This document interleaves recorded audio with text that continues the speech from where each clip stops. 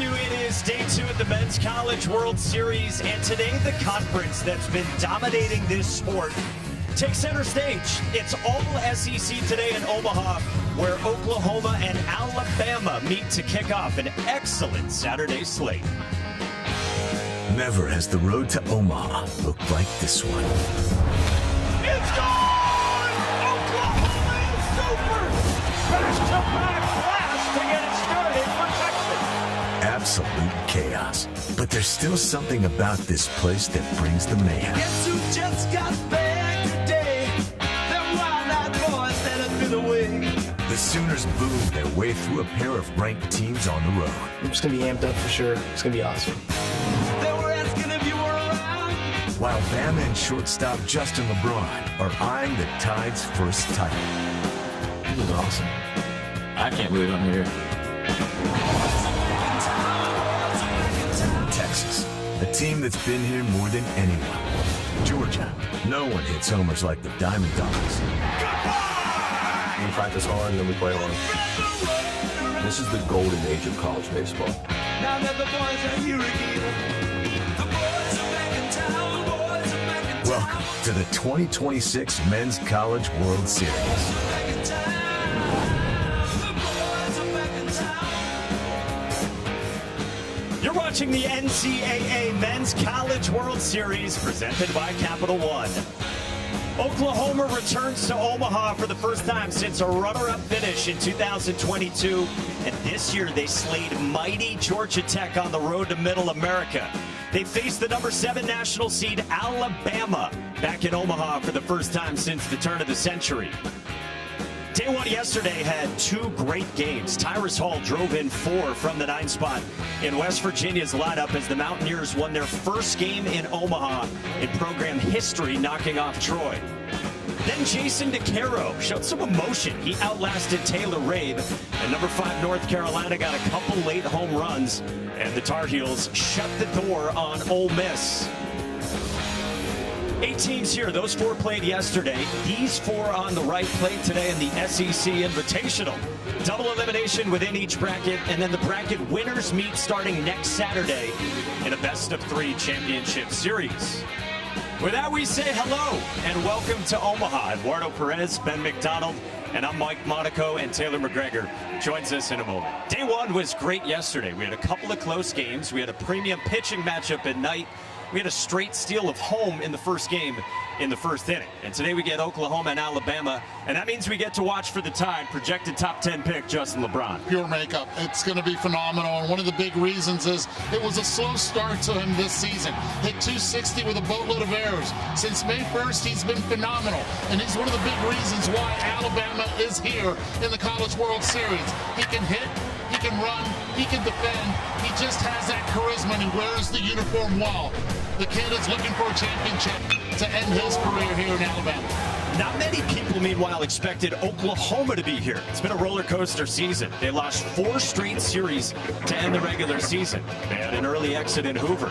But then they rolled into Atlanta for the regionals, and they stunned number 2 Georgia Tech with a pair of phenomenal comebacks. What's the secret, Big Ben? Well, the secret's been the long ball for them. I mean, the season didn't end the way they wanted to. Only 4-9 their final 13 games, but Skip Johnson went back to his junior college roots, and he said, you know what, 2-a-day workouts and a little bit of fried chicken, and that fried chicken has solved the offensive problem. 6.6 runs per game during the regular season, but oh, did it ever change in the NCAA tournament? How about 10 runs per game? The big reason why Dayton LaChance and Dayton Taki's been hitting the ball out of the ballpark for the Sooners, and that offense is cooking in grease right now. And they have freshmen on the mound. Cord Rager, maybe a freshman in birth certificate only. He's enormous, and he throws 97 and gets the ball for OU. While former walk-on Tyler Fay is a steady star for Alabama. Nebraska native. He's back in his home state for the Sooners and the Crimson Tide next.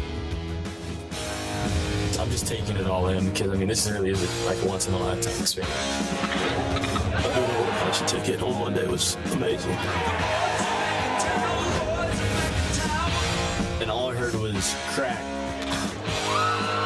It's going to be amped up for sure. Secret is showing dirt.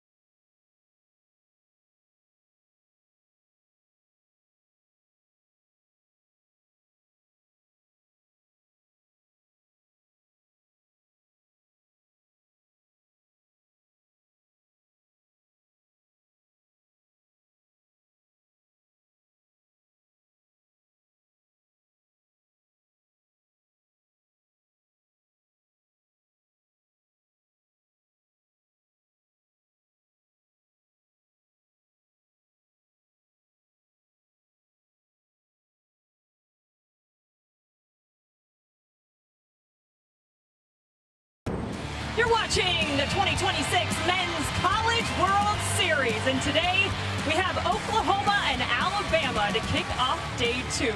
Now, of course, getting here to Omaha is a dream come true for any baseball player. But for Oklahoma's second baseman, Kyle Branch, this one hits just a little bit differently, as his brother, Colby Branch, is also here as the shortstop for the Georgia Bulldogs. They called the journey to get here absolutely incredible, which started when Oklahoma had to travel to Atlanta to knock off number 2, Georgia Tech. The Oklahoma Sooners head to Atlanta. Right when they announced it, I was like, well, we're close to Athens. Have our whole family there. It's really special. They were pumped. It was right next to each other. I got to spend a day with Kyle. The whole family got to see Tech and OU play. Two brothers on the field, one at Georgia, one at Oklahoma. We met up with each other last year at Foley Field. Getting to do it on the big stage is just surreal. They said they competed in just about everything growing up, from racing to go get snow cones to, of course, backyard baseball. And that competition followed them here to Omaha. You see that photo on the left of your screen. On Wednesday, the family met up for a round of putt-putt. You see Dad Rusty, Colby, younger brother Carson, Kyle, Mom Carrie, and then younger brother Cooper. And naturally had to ask, well, who won? And Mike, Kyle claims that he was the victor. He also said he's a scratch golfer, which we got to get more details on that. Check out the Oklahoma batting order, brought to you by Capital One with Kyle Branch in it. So you got brother. You have father-son, too, because Jackson Willits is the shortstop who bats cleanup. And the guy who leads the offense on the Oklahoma coaching staff is the associate head coach, his father, Reggie Willits. Yeah, and he's a complete hitter who quietly drives in winning innings and gives winning at-bats. So don't get your eyes off of him.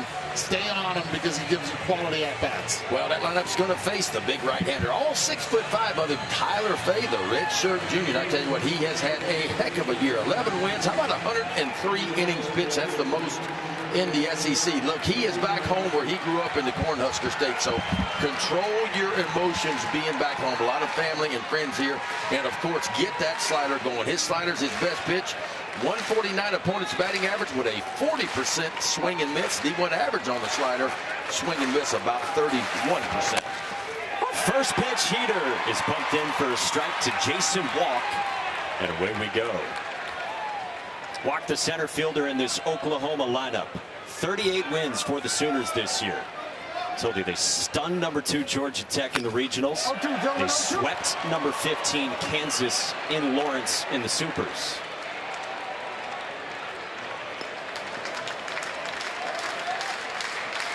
Walk faces Tyler Fay. Might have seen that line on his bio. He's from Doniphan, Nebraska, about 2 hours from here. He told us the other day he came to games here maybe 4 or 5 different times at the College World Series. And so for a local kid, he told us this means a ton. You know it does. And you know the heartbeat is really high right now. As we talked about back at home, went to Grand Island High School here in Nebraska. That's exactly what Fay wanted, to get ahead of Jason Walk. Walk struggles with 2 strikes, just tries to put the ball in play. So far this season, 0-32 when he's behind in the count with 2 strikes, either 0-2 or 1-2. And Tyler Fay is a guy who can really pump in strikes. Second team SEC ready. And it's a good arm, too. I mean, up to 96 there. I've seen him up to 97 this year. And it's a little bit lower arm slot. You can see the movement on that fastball. It's got some left to right hop to it. There's the usage. 4-seam fastball, 25%. That slider is a real banger. But he'll throw that 2-seamer as well. He left that up. It's into center, and it falls down in front of Bryce Fowler. 2-strike hitting. Throw everything away, boys. They did not have batting practice. It rained all morning here. Grounds crew doing a fantastic job of getting this ballpark and field ready. Pitch up in the zone, drives it right back up the middle. Now, a big part of Oklahoma's game is they love to steal bases. 124 stolen bases on the year, so they will pick them up and put them down. Jason Walk, who just led off with a single, 15 bags on the year. They talk about chaos as the identity of their offense. They want to pressure you up, and they'll do a little bit of everything offensively. Not a huge home run hitting team, but as of late, they've been hitting it out of the ballpark. 83 of those on the year. And a lot of them recently. And I promise we're not going to let you forget the comment about fried chicken two-a-days. We're going to get into that. Ben was not lying. Snap throw to check on Jason Walk. I just want to know if they use honey or hot honey or no honey at all. The secret was the fried chicken, and it got this offense rolling, man. We talked about it in the open. 6.6 runs per game during the regular season, but how about 10 runs per game in 7 NCAA tournament games? 2-0 on Camden Johnson. Lifts this left center field. Fowler goes back. All kinds of room out there, and he runs it down for the first out. Oh, he hit that one well. This ballpark right now, wind blowing left to right a little bit. Probably held it, but well barreled. Big ballpark. Just letting it know how it plays. 102 off the bat of Camden Johnson. And now Dayton LeChance. JUCO transfer was from Quebec. And one of the great personalities that we've talked to of all the 8 teams here. Saw those 15 home runs. Dayton LeChance has hit 11 of them since the start of May. That's tied for the most in the country since the start of May. Didn't have a single home run his first 31 games. He told us the other day his bat really had to adjust from junior college ball to the SEC. It's a ball. Just down to start from Tyler Fay. Fay pretty quick to the plate, around 1-2-2 to 1-2-5. And that's pretty good for a tall guy. It's all 6'5" of them, because those big long guys, sometimes it takes them a little bit of time to unwind and get that ball to home plate. It's a bigger lead right now. Put those numbers in context. What can you steal on? With his speed, you have to look at a 1.35 or more. And it depends now on the jump. Can he get a good jump? Can he pick something off from what Fay does on the mound?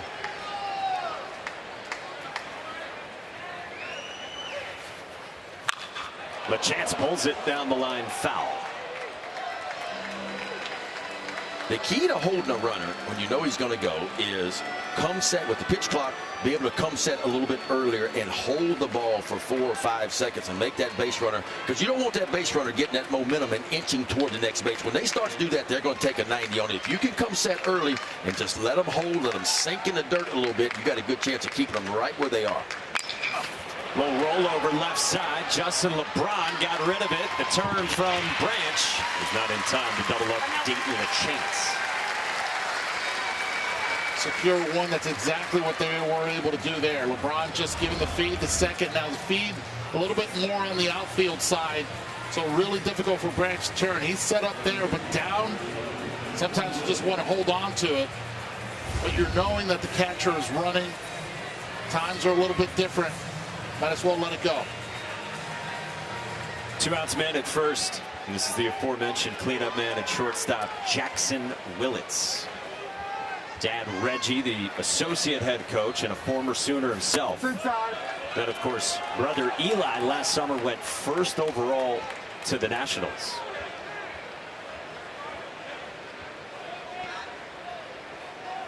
Skip Johnson gives Reggie Willits a ton of credit. He told us when they were here in 2022 that Reggie Willits brought a fresh air back to Skip.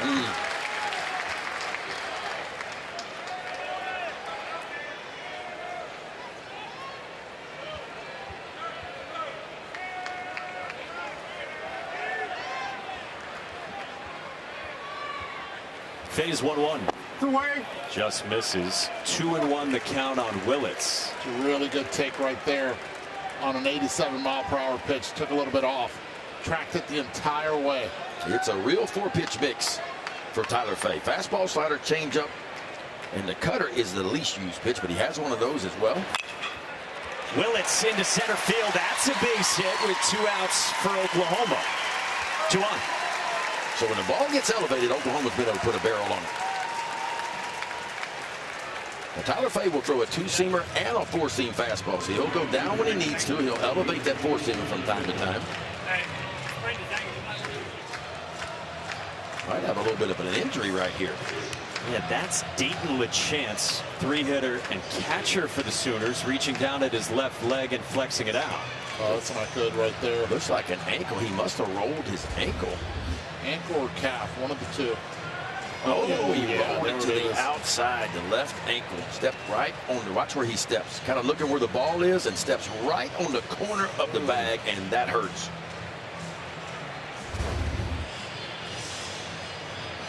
Tell you this, it's going to take a lot to get him out of it. You got a kid that played hockey growing up, still has all his teeth.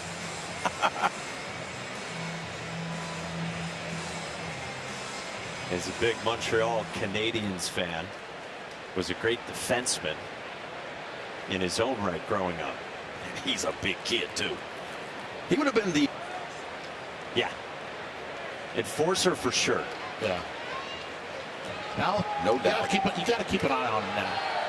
Anything hit in the air, it's going to be seeing how his secondary is moving. He's still feeling it out there. Yeah, he's hurting. When they get a chance, they may very well just take that ankle up. And that's big here. I know it's a first inning, but pretty pivotal. Trey Gamble takes down 24-year-old senior DH in the 5 spot. And this dude oozes patience. He has the lowest chase rate on the team. 3rd lowest chase rate in the entire SEC. Rarely swings and misses. And cuts through his. On cue. On cue, you're right. He's got elite strike zone control. 444 on base percentage. We got 2 pitchers today that fill up the strike zone. When you look at Tyler Fay, 24 walks, that's it, and 103 and 121 strikeouts. 1-1. And Fay coming off a gem last weekend in the Supers. 7 1/3 scoreless. 9 strikeouts, 113 pitches in Tuscaloosa, where he left to an ovation with the crowd chanting his name. 7 quality starts on the year out of 17 starts. Quality start, of course, at least 6 innings work, 3 earned runs or less. 1-2. Just up 2-2 on Gamble. You look at this entire at-bat, he's already seen everything that Fay has. This might be an advantage for Gamble as the game continues. Right now, it's a matter of making adjustments and recognizing already what he has seen during this at-bat. 2 on, 2 out, first inning. Tyler Fay's 2-2. Hit well toward the gap in right center field, and that'll drop down and get toward the wall. LeChance scores. Willett's on his heels, and Oklahoma strikes first with 2. All 3 hits this inning have been on pitches up. This one was a slider that stayed up, and he had already recognized it because he had seen it already in this at-bat. You keep the pitch up. So far, give Oklahoma a lot of credit for recognizing and capitalizing on it. Yeah, see the spin, tumbles right in the zone. Just a nothing breaking ball, just a, what we call the old cement mixer right in the heart of the plate. And this is what I call the first inning blues right here. And boy, LeChance coming around second base, he is not moving very well, but he didn't have to in this one. All he had to do was jog around with the ball out in the right center field gap, but you can clearly see he is hurting. Brendan Brock cuts through the heater. Cement or cement for the Northerners? Yes. Depending on where you're from. Cleat already off for Dayton LeChance, getting that left ankle looked at. Yeah, they're going to tape that thing up. Give him a little bit more support. Nothing at 2 on Brock, who's a guy who has split the catching duties this year with Dayton LeChance. And Brock, very talented, very good athlete. Kyler McDaniel's got him top 90 on his MLB draft ranking, so a top 3-round type of talent. Tyler Fay's 0-2. How about Oklahoma already scoring 73 runs in the first innings? The last 60 games. Yeah, I'll tell you, it's the first inning blues for starting pitchers, man. You just don't know what's working. What you left the bullpen with doesn't necessarily translate to the game out. And Tyler Fay right now struggling with the breaking ball up in the zone. This one skied to right center by Brendan Brock. Payton steals over, and so is the inning. But not before Oklahoma strikes, capitalizing on pitches up in the zone, and Trey Gamble drives in 2. Sooners are red hot, and they lead by a pair.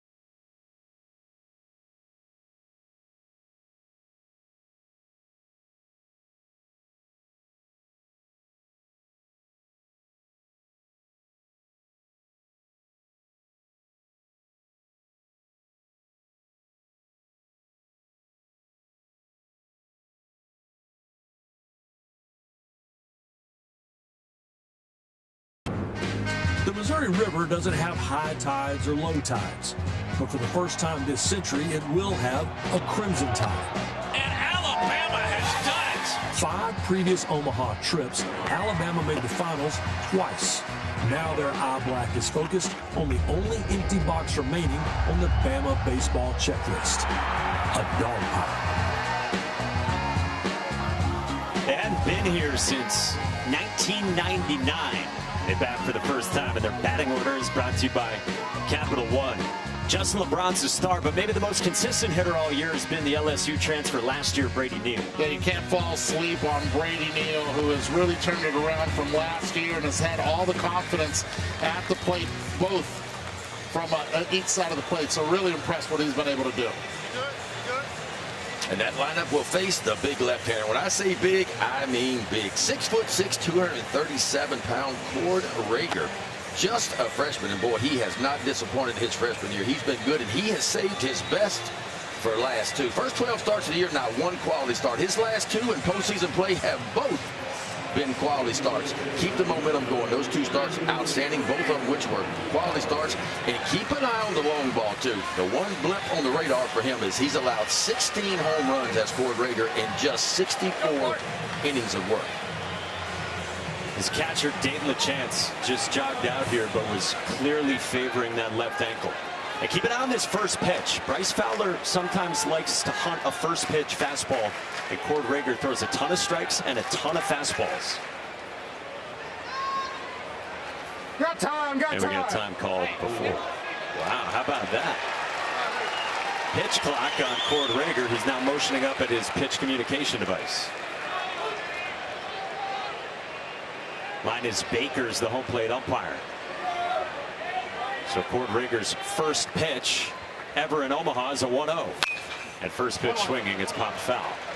You were on it too.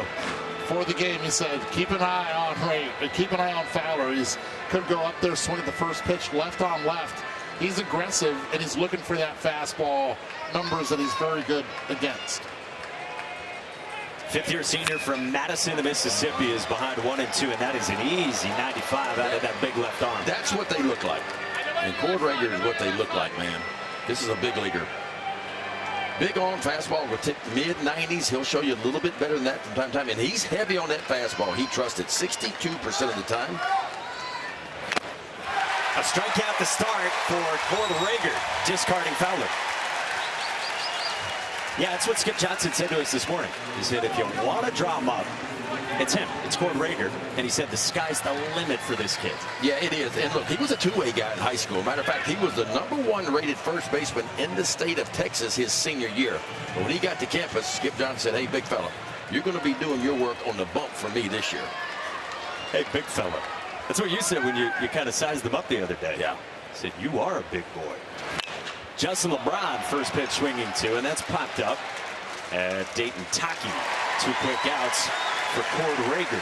And Skip Johnson told us about his big left-handed freshman. He said he is not afraid. He will just go after you with those fastballs, and he has. Now, the cutter's good. Opponent's hitting 148 on the cutter. The curveball even better. How about the curveball numbers? He throws it 15% of the time, but opponent's hitting 050 on that curveball of his. And he'll show you an occasional changeup as well. And one thing to keep an eye on Rager, his extension towards home plate. I mean, think about this. He's a big guy. So he's right at 7'1" of extension towards home plate. Well, what does that mean? The average big league pitcher lets the ball go about 6 feet 3 inches from the rubber towards home plate. He's letting it go a little over 7 feet. So he's gaining an extra 10 inches on that 95-mile-an-hour fastball. And it's playing more like 97 with that extension. Brady Neal sees 95. I just can't help but look on the mound and see Clayton Kershaw. I see a young version of what Clayton Kershaw was earlier. And where does extension come from? It comes from the bottom half of pushing. See how hard he pushes and how far he gets down the slope? He is using his lower half. And then he snaps that in too. And that's the ability as a hitter when you see a pitcher throwing in the mid-90s and then all of a sudden can snap that slider for a strike. Now he's going to induce a chase. He can go up with a fastball, he can go down and away and repeat that slider. 1-2. Brady Neal strikes out. Cord Rager is what they look like. And that's what a real breaking ball looks like. And I'm going to tell you, folks, anything turned like that, it ought to have a blinker on it. That's big time down and away right there. Cord Rager, the freshman, 2 punch-outs in the first inning.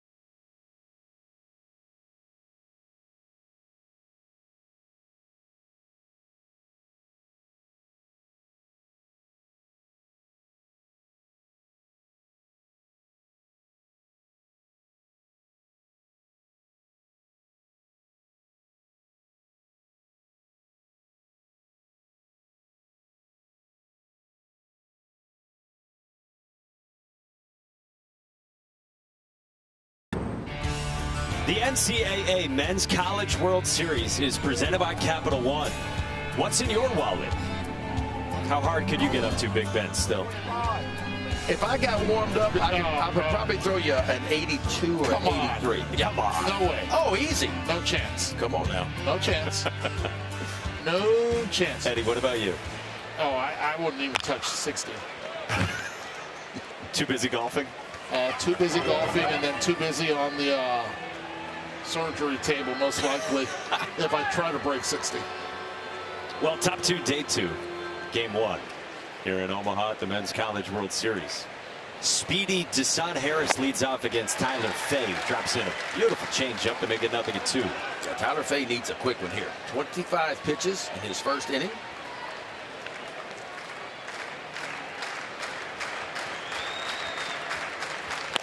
Fay, again, the local boy, told us the other day it's been awesome to get to this stage. He told us he's had hundreds of people texting him. He said, basically everybody I know. His wife, Chloe, and her family from Nebraska, too. Little bouncer left side. Harris can fly. Jason Torres got rid of it, but not in time.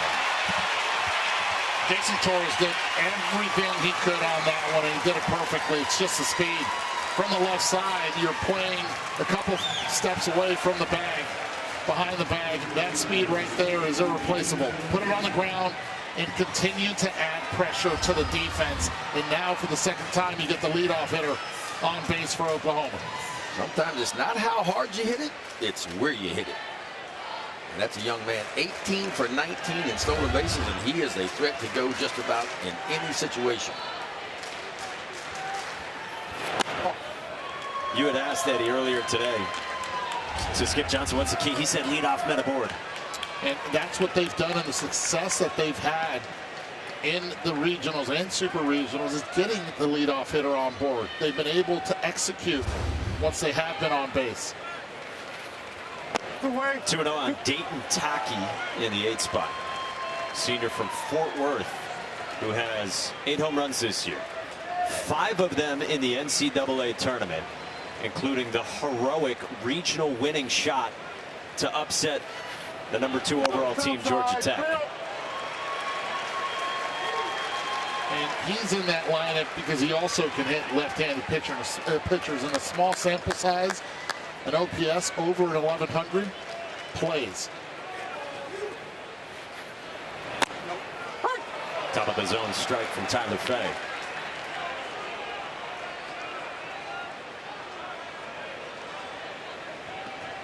Taki, 2 years of junior college and now 2 years with Oklahoma. That's been even better this year than last year. That ball wasn't close to being a strike, but still, looking back, he's got to just turn the page right here. Now 3-2. Threw him a slider. Does he come back with it, or does he try to elevate the fastball?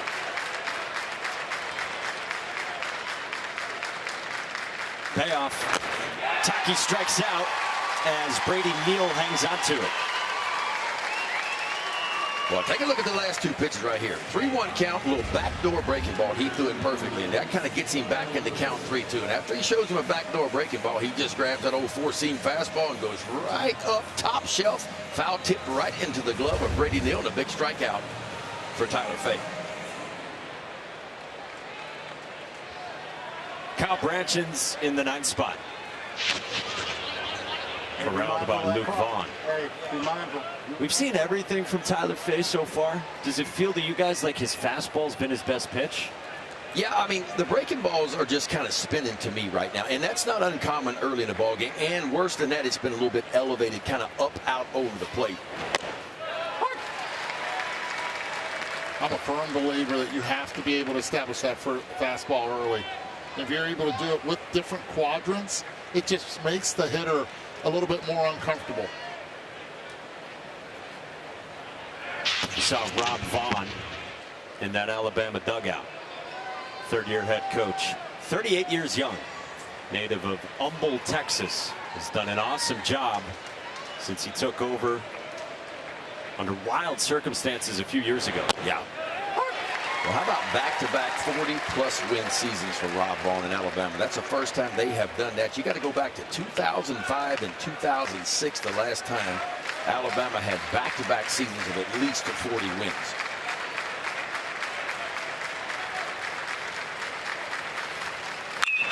On the ground left side, Jason Torres for one on the first, and it's 2.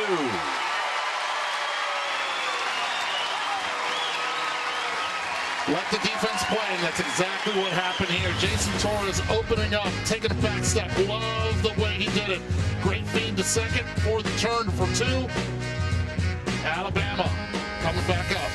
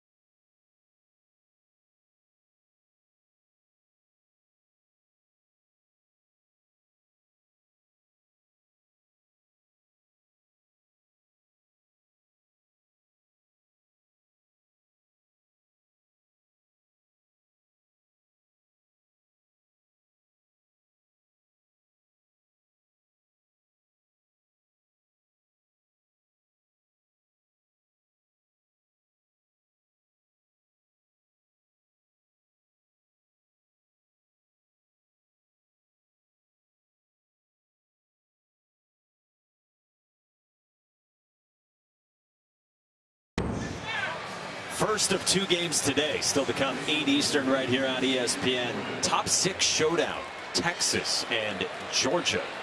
First time that we've had this format, it goes back to 1988, that an entire side of the bracket is from one conference. All SEC on display on this Saturday. Cord Rager struck out 2 in an 8-pitch first. 4, 5, and 6 begins with Jason Torres. Yeah, he struck out the 2 lefties that he faced. And Rager has dominated left-handed hitters this year. Lefties hitting 169 off the freshman Rager. And he's got 4 of the 9 he will face will be left-handers. Now to get 2 on Torres, who started his career in Miami, now in year 2 with Alabama, and he had the signature swing of Alabama's season. I guess right there with Brady Neal. grand slam in the supers to get Alabama back to Omaha for the first time since 1999.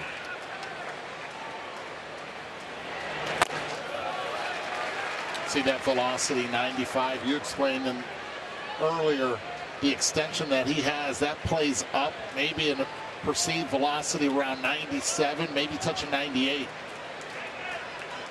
For old 99. Rager's 1-2. Check swing foul. We told you Rager throws his fastball a ton. 62% fastball usage. That's top 10 in the SEC. You have to force him to get it down if you're the hitter and not chase those pitches up in the zone.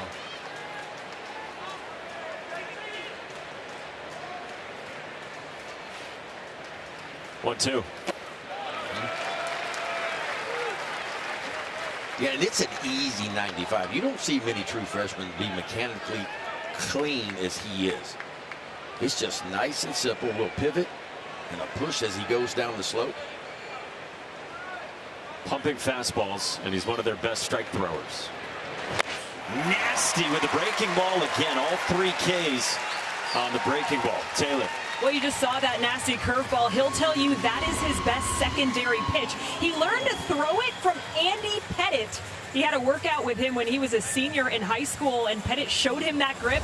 It's still the one he uses today. You can see the photo of them from that day. He said it was so cool, and then he said the other big takeaway is he used to have a ton of action on his glove side, so after he would throw the pitch, his glove would be all over the place, and Pettit told him it's so important to stay consistent with your glove movement because that'll help you with consistency towards the plate, guys. That's right, Taylor. I mean, the front side is your steering wheel. And when that glove, because if you're watching, when the glove goes forward as he goes down the slope, he pulls it into his body. That keeps you kind of mechanically from opening up. If the glove is out in front and you're letting your glove kind of fall, it opens up your front shoulder. When you open up that steering wheel, that's when you start to spray the ball. I'll tell you what, though, the hit by pitch right now is exactly what I wanted to see because if Andy Pettit taught him all that, I wonder if he taught him the pickoff move that he had as well, because it was elite for Andy Pettit.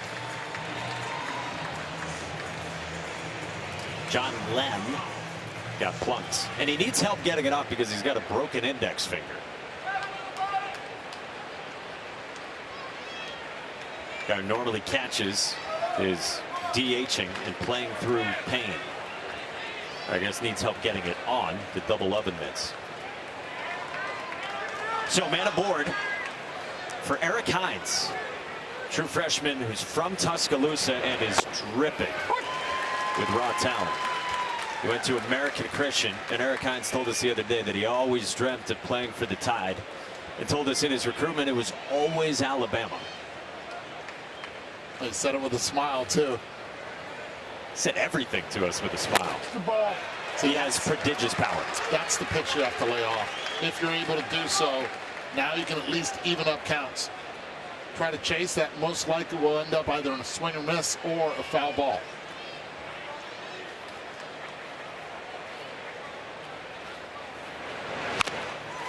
One and two on Eric Hines. I'll tell you another thing. Pitchers that threw 95 miles per hour or more, what I would do was actually move back off the plate. Maybe it was 2 or 3 inches off.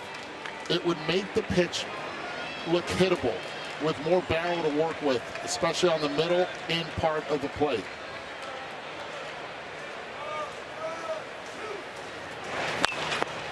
I mean, that comes in, and you're seeing that Hines is kind of on the plate a little more? Yeah, most of the college hitters are.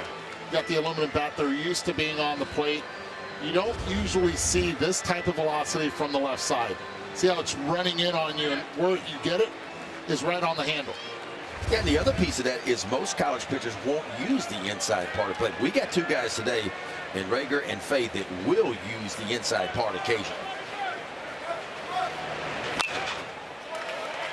And I know that makes your heart flutter, Ben. That guys are coming inside. I just think, especially if you have aspirations wanting to play at the next level, because at the next level, you better use both sides of the plate. And I get it. With the aluminum bats, man, you give up some base hits on the inside part. But I think you have to make the hitter aware of the ball to the inside part of the plate, because it opens up the outside, obviously, and it opens up the breaking ball. And the breaking ball for Rager so far today has been really, really good. By the way, to Taylor's story on Andy Pettitte, Andy Pettitte's old teammate, our teammate Chris Burke, got a scouting report, and it's exactly as Cord Rager remembers it, that Andy Pettitte says Cord needed to do a lot of work on that front side, and man, he saw a kid that had so much talent at a young age. Said he was really looking forward to seeing what Cord Rager looked like today. Hines laces it foul. How cool is that? We get an instant scouting report from Andy Pettitte of what he saw in Cord Rager back in high school and now following his college career as a freshman. Phenomenal. Andy, message straight to you. Did you teach him the pickoff move?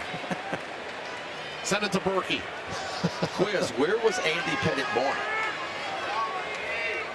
No, I don't know. Baton Rouge, Louisiana.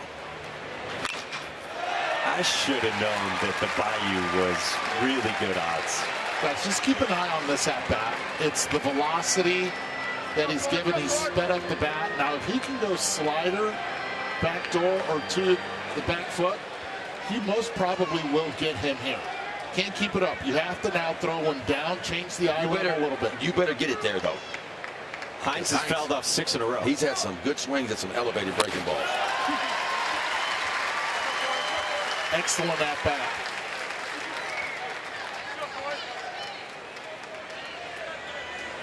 Rob Vaughn has just run with Eric Hines. They knew he had potential, and they just said, we're going to roll him out there. We're going to give him 200 at bats and see what happens. 10th pitch of the plate appearance. Hines strikes out on the breaking ball again. Well, I tell you what, spin them if you got them. Cord Rager is spinning that breaking ball today. We heard a lot about the fastball, but the breaking ball so far today has been a difference maker. You can't throw one any better than that right there. Starts it in the zone and just down and in and just underneath the bat of Eric Hines. And how about 4 strikeouts already for Rager? All on the breaking ball.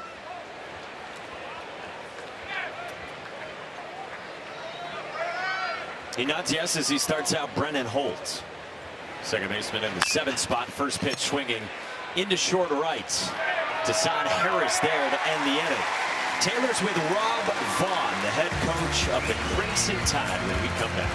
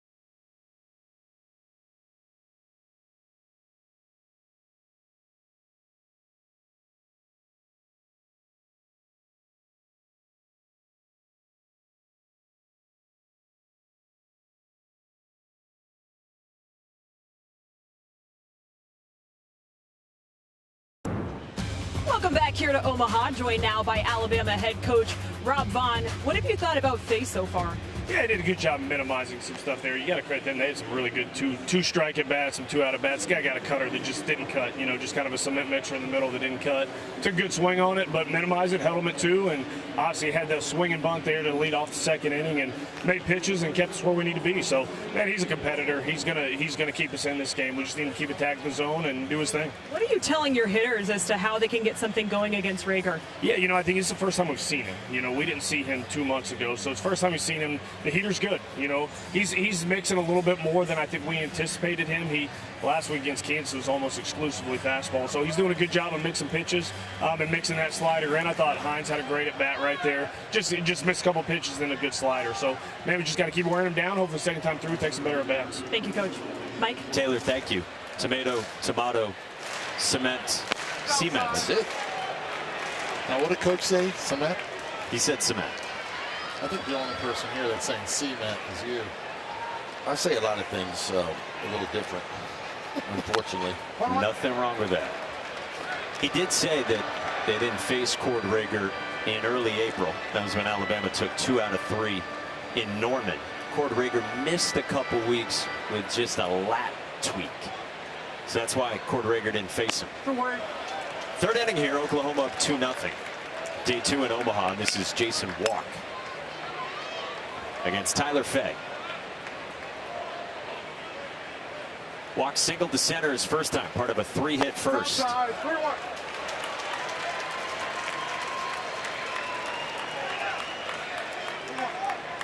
Jason Walk has a ton of experience. He was on the SEC all-defensive team. And he walks. For the latest news, insight, and in-depth analysis from the 2026 Men's College World Series, go to NCAA.com, the official online home for all NCAA championships. And 3 innings where already the leadoff hitter has gotten on for Oklahoma exactly what their game plan has been and what their success has been the last few weeks. Camden Johnson, the batter, transfer from Wichita State. It's pretty crazy how good this offense has been recently. Overall for the season, 11th in the SEC in runs per game, 7 runs per game. But in the NCAA tournament, 10 runs per game. Walk's running, the pitch is strike. The throw is not nearly in time to get Jason Walk.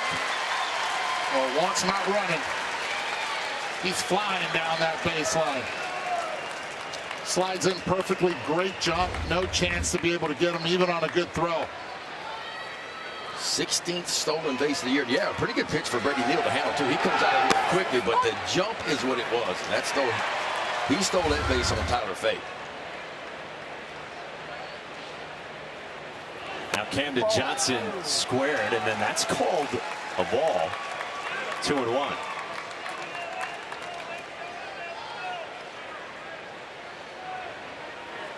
Camden Johnson is a heck of an athlete. Skip Johnson was saying to us today. Skip Johnson thinks Johnson's going to be a really good player for a long time, and it's 3-1 on him.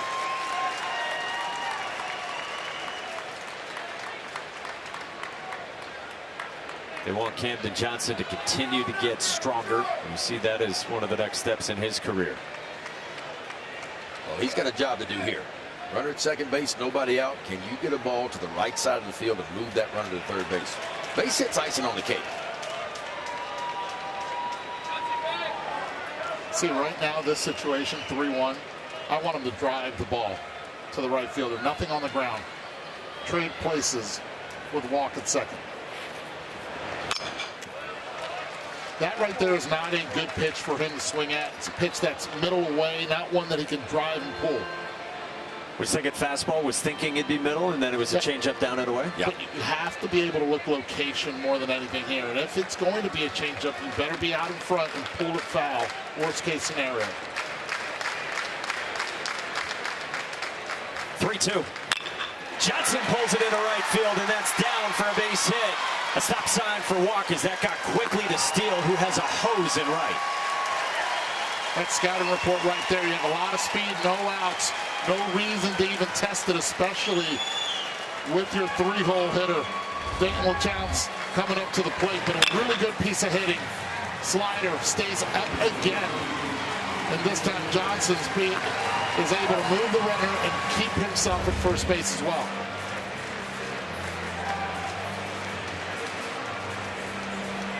So they're at the corners for Dayton LeChance in the 3 spot.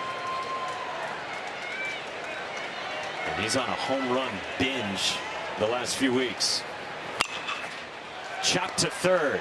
Torres to second. The turn. And plenty of time from Holtz. Walk scores to make it 3-0. Tyler Fay will take 2. Oh, he will take that all day long. Runners on first and third, nobody out. You'll gladly trade a double play for a run early in the ball game. I'll tell you this, though. Dayton LeChance running down first does not look comfortable at all. Right here, you know this. On defense, make perfect turn. Be able to turn it with a lot of time. That's going to be a concern moving forward, that ankle. not something that gets better pretty quickly, right? No, he's uncomfortable. He's in some serious pain right now.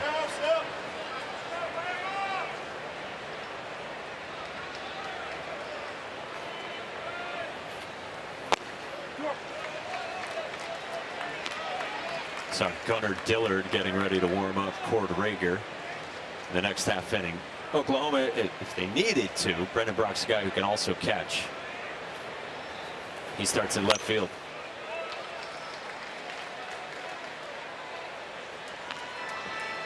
Meantime, 2-1 on Jackson Willits, native of Fort Cobb, Oklahoma.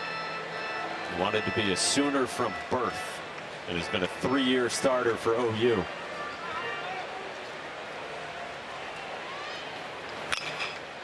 Two and two. Nice catch out there in the stands. Glove, bare hands, bare hand, bare hand.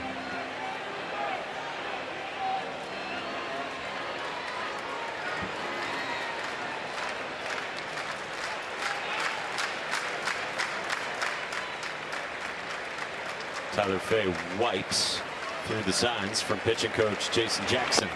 And he strikes out Willits with a sword. Oklahoma's up 3 on Alabama.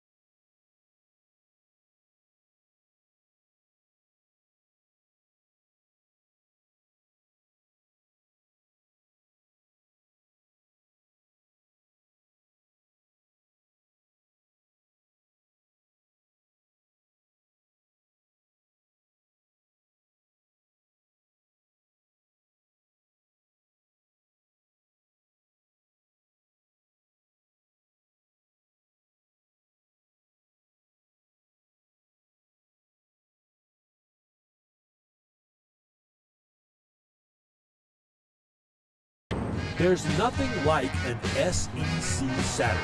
Classic matchups, championship stakes, big-name quarterbacks. Oh, wait. This is June with a different kind of hits, but with that same big-time SEC Saturday feel. Just in Omaha instead for Oklahoma and number 7 Alabama. Focus in on the right side of the bracket. That's where these 4 teams debut today. And again, still to come, 8 Eastern right here on ESPN.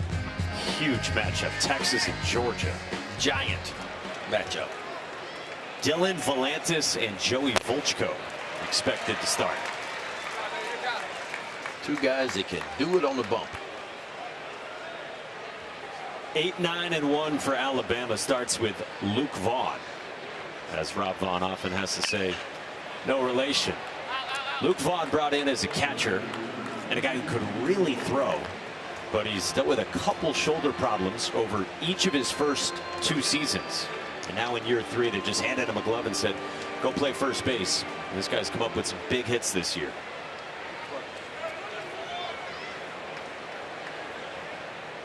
Trying to solve Cord Rager. On the ground at short at Jackson Willits, who's steady all the way. And the reason he's steady is all footwork. That was a beautiful job of being able to read the bounce. And that's what you look at with young players, obviously well-trained, understanding how to read the bounce. Watch his feet right here. Takes a step back to be able to get the right bounce, and then funnels it right into his belly, transfer it, then follows the throw.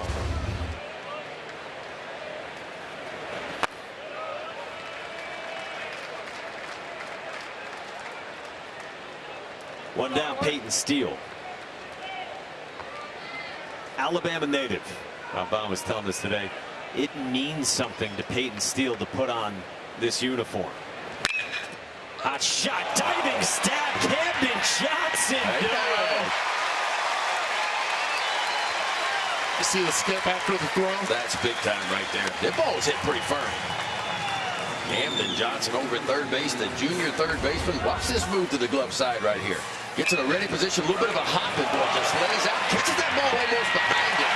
But knows he has plenty of time. See that little hop, that gets him in a ready position. Gets him right on the balls of his feet, if you will. And he is ready to move in an athletic position, and that's an outstanding play. 106 firm off the bat. Bryce Fowler, first pitch swinging again to left. Brendan Brock to the corner. And 6 pitches. That's all. Skip Johnson with Taylor McGregor when we come back to Omaha.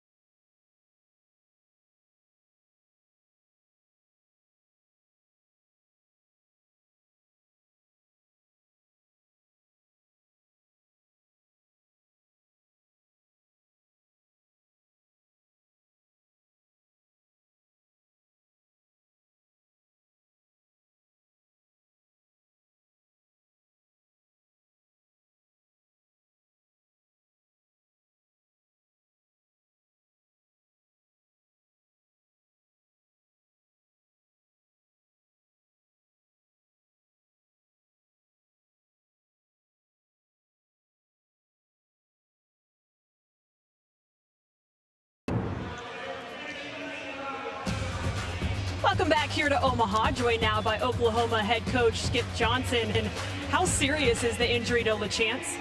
I don't know, really. I mean, I know he right in front of the bag, it's like a beach sand. And so he went in and he slipped over the top of the bag, and he's gutting it through. He's a tough kid. As far as your offensive approach, what has impressed you the most? Just not chasing. I mean, they're getting good pitches to hit, staying in the strike zone, which is really good. Thank you, Coach. Mike? Taylor, thank you. By the way, let's get to this fried chicken and two-a-days practice situation. It's a true story. Skip Johnson was telling us this morning that before regionals, it was about 2 or 3 days where they did two-a-days, and all they ate between practice was fried chicken and biscuits. He said it's going back to his JUCO roots. Yeah, I love it, man. Look, fried chicken fixes a lot of things, and it has certainly fixed this offense for Oklahoma. What else does it fix? It fixes almost every. Have you ever had good fried chicken? It will set you free. How hungry are you, Ben? Y'all keep talking about fried chicken now. I'm about to leave for a little bit. I could say it's a mood fixer, for sure. How about that? Just going old school, he said. Tell you what, it's chicken, not just fried, worked for Wade Boggs for many years. Yeah. I understand the power. And that is old school. In a time where we're resting athletes more than ever, he decided to go to two-a-day workouts late in the season, where most people kind of back off a little bit late in the season. But Skip Johnson's old school as they come. That's the old junior college in him right there. That's where he started his coaching career in junior college. And no protein shakes, not chicken and broccoli and rice. Literally, all they were eating was fried chicken. They locked the dietitian in the room somewhere. Yeah. How about the short bursts of certain drills they would do? He said this day and age, the attention span isn't there. So they would do drills about 6-minute each before they would rotate. So he is old school, but he has to adopt to this new school of players. Yeah, it was like running them through circuits on the field. Full count on Trey Gamble, by the way, leading off in the 4th against Tyler Fay. And then when they needed to rest, give them some more fried chicken. Skip Johnson is a beauty. He is a piece of work, to say the least. And all the coaches we talked to some awesome coaches, but his stories and the way he coaches, man, it is next level. That's a pretty next level breaking ball right there. And that's the one for me that Tyler Fay has to get going. The breaking ball has not been great for him early. He's left them up in the hard to play, but this is a good one here. Starts on the outside edge. More of a little sweeper profile with it, just kind of rips it all the way across the zone, down and in, and catches the inside part of the plate. Now, if he can get that breaking ball going, he can slow down this Oklahoma offense. Brendan Brock flew out to right his first time. It takes strike one from Tyler Fay. Brock's first year with the Sooners after 2 years of JUCO ball in Illinois. He's got pop. He went around there with a sword. Yeah, he's the type of player where you want to hide some of that power in the 6 and 7 hole. And that's exactly what Oklahoma's been able to do with him. 12 home runs on the season. The 6 hole disguised. Ball. Does it feel like more fastball second time through? Yeah, I still think he likes to throw his fastball. Typically, it's right around 50% of the time. But for him, it's more about that breaking ball. We talked about his slider, and opponents hitting 149 off of it coming in. He needs something to keep him off the fastball. He's mixing the changeup, and the changeups look pretty good at times. Jason Jackson, the pitching coach, who of course was the interim head coach when Brad Bohannon got fired 3 years ago. I mean, think about that. Brad Bohannon gets fired as part of that investigation into the suspicious betting activity. Jason Jackson becomes the interim head coach, takes him to a super regional, and then decides to stick around with a new head coach that he did not know previously in Rob Vaughn. And Jason Jackson got really emotional when we chatted with him earlier today. When you asked him that question, he got very emotional. He said, I love this place, and I didn't want to see that team broken up. And Greg Byrne, the athletic director at Alabama, both Jason Jackson and Rob Vaughn both say, deserves a ton of credit, because Greg Byrne kind of sensed that Jason Jackson wanted to stay.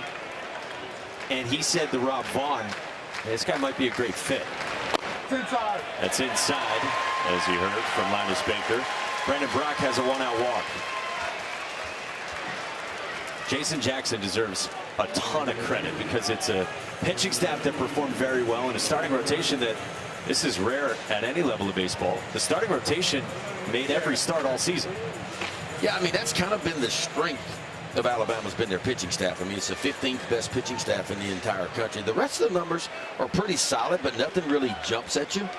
But the health, and sometimes your best ability is your availability, and you hit the nail on the head. I mean, they've used 3 starters. They're the only team in the entire country that used only 3 starters and took every start for them all season long when you talk about the weekend rotation.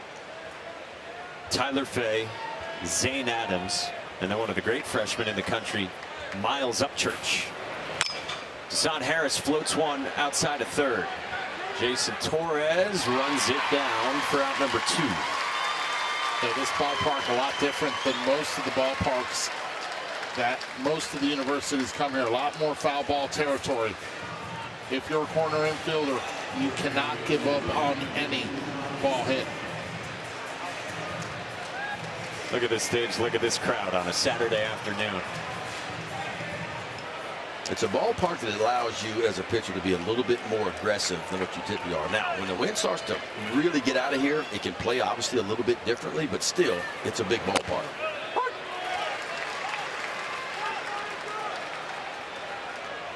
Dayton Taki. He ran it full and he struck out on an elevated heater his first time.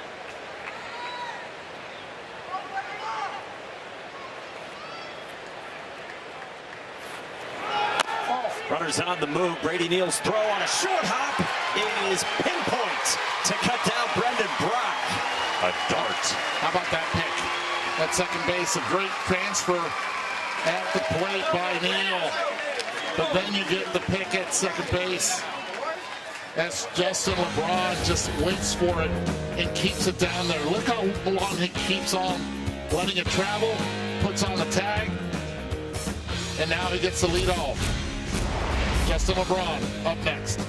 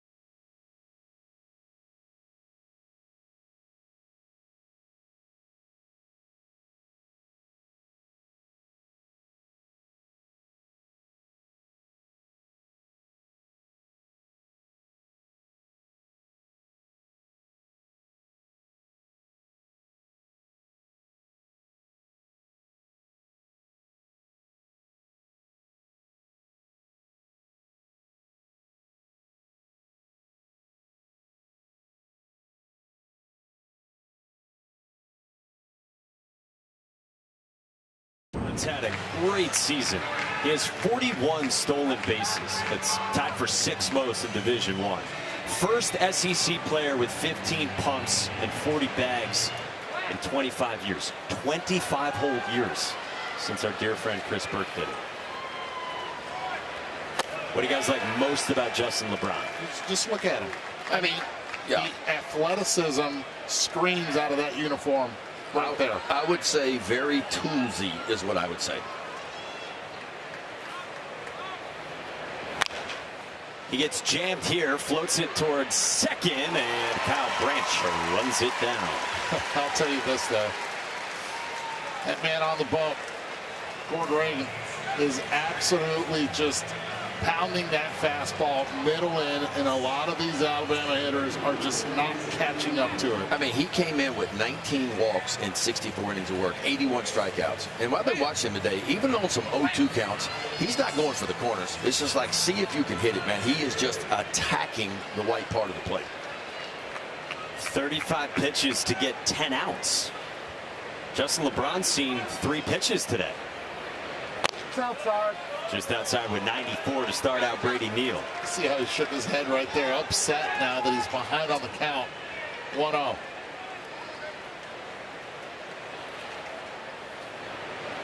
Brady Neal struck out his first time on the breaking ball that Cord Reagan calls a curveball. Great year for Brady Neal, second team SEC. This is a time of year that a lot of freshman pitchers start to hit the wall if you've been a starter, because you're not used to throwing this many innings. But I tell you what, it feels like Cord Reagan, he's gotten stronger. We talked about his last 2 starts, but his only 2 quality starts of the year, and they both came in postseason play.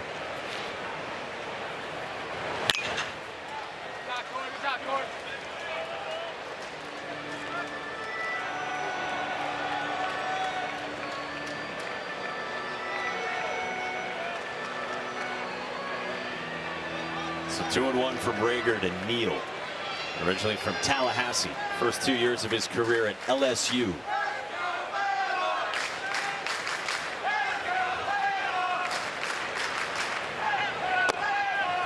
We asked Brady Neal to sum up his career the other day.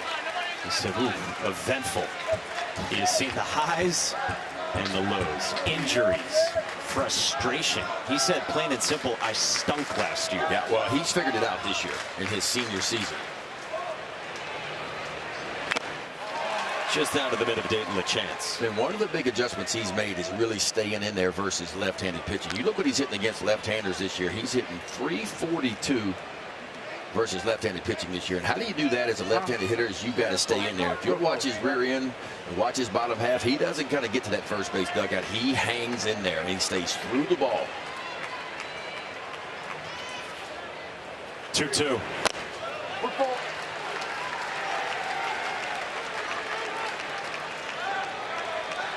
Outside of Eric Hines, this is about as long a plate appearance as an Alabama hitter's had against Cord Reagan. Pitch number 7. I was interested to see if he was going to go back to the fastball here. 3-2, mano a mano, went to the slider, stayed up. Now it's a good time to hit that fastball in the upper quadrant. See who wins.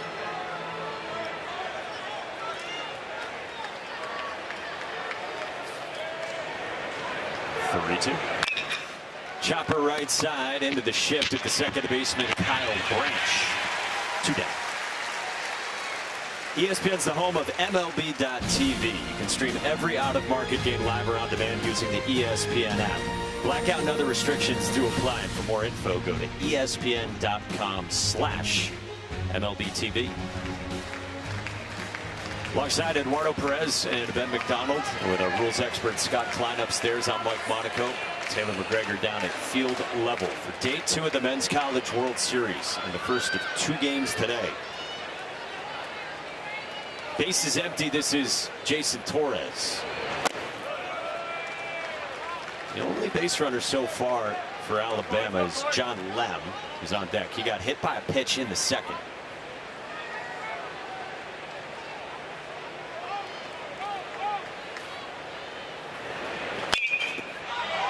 Jam job behind home plate, and Dayton LeChance on that bad ankle. No problem. Quick work again for Cord Reagan.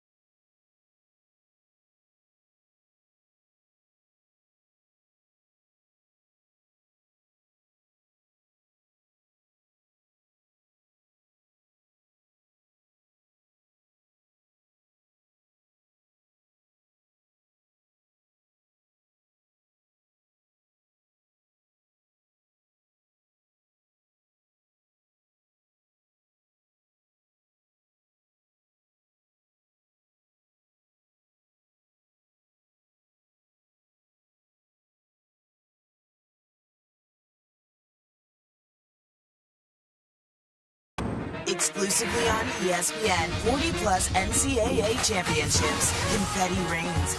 Nets are cut. Joy erupts. Hardware is hoisted. History happens here on ESPN, home of NCAA championships. We welcome you back to Omaha in the Men's College World Series. Go to the 5th inning between Oklahoma and the number 7 national seed Alabama. Oklahoma got 2 in the first and 1 in the third against Tyler Fay, a Nebraska native from Doniphan. Dayton Taki, first pitch swinging in the air to deep center. Bryce Fowler still on the move on the warning track for the first down. Taylor. Well, we talked about Kyle Branch being ecstatic that his brother is here, but he's also ecstatic to have Dayton Taki with him. The two have been best friends since they were 8 years old. Grew up playing baseball together in Texas. They told me they were one of the best teams Texas has ever seen, guys. I have no idea how to look that up and no idea if that's accurate, but they say it, so we're going to roll with it. Here's them when they were kids, both on the right there, and they told me their favorite activity was Topgolf. They played a ton of Topgolf, but just loved each other's presence. So it's been nice to be able to reunite at Oklahoma and play here in the College World Series. A dream come true. Isn't that how it always goes? Your Little League team was incredible. The best ever. And even better and even fewer losses the farther you are removed from it. Oh, big time. Just like catching a fish. It was enormous. You go fishing, it was maybe what? Now, how big was it? It grows. It grows, doesn't it? Ben, do you fish or do you just hunt? I fish too. What do you catch? Whatever's biting. I don't care what it is as long as it bites. I'm not one of those guys that's going to get in the bass boat and make 2,000 casts a day and get one bite. That's not my thing. I only like to fish when they're biting. Okay, so you're in a bass boat. Why wouldn't you just say bass? Just question. Wait, say it again now? You say you're in a bass boat. Yep. Why then would you not just say I'm catching bass? Because you never know what you're going to catch. I mean, while you're bass fishing, if you're in freshwater, you can catch a shoe pick, you could catch a catfish, you could catch a brim, a sac-a-lay, or some people say crappie. He's starting to fog up, isn't he? I'm confused. Yeah. It's okay. But I like to catch whatever's biting. It don't matter. We were talking to Skip Johnson today. He said redfish is better than catfish. Yeah, and of course he said fried because he loves the fried chicken and fried fish. Kyle Branch, in really important news, strikes out there against Tyler Fay. 2 out. Tyler Fay's kind of getting his groove a little bit. Breaking ball seems to be getting where he wants to get it. The fastball command looks like it's a little bit better. And the changeup has been a weapon for him, too, as well. And this kid's a horse. I mean, you look what he's done all year long. You talked about the 103 innings coming in. That led the SEC, and he's averaging 6 innings per outing. Jason Walk in the left, and Eric Collins makes the tumbling catch. Tell you what, this Alabama defense has not been great all year long. You look at the fielding percentage, it's .963. That's 15th out of 16 teams in the SEC. But so far today, they have been on point. A double play, and watch this, moving hard. And go get it, young fella. Brendan Brock dives to the glove side, lays out Alabama off the field, and hunting some runs.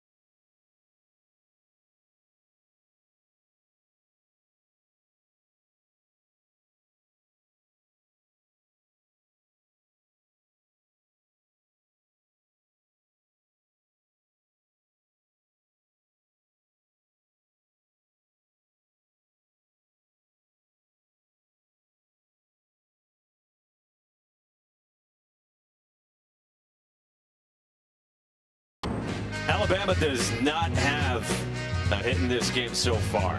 Halfway through, 3-0 Oklahoma, and Cord Rager has been a stud.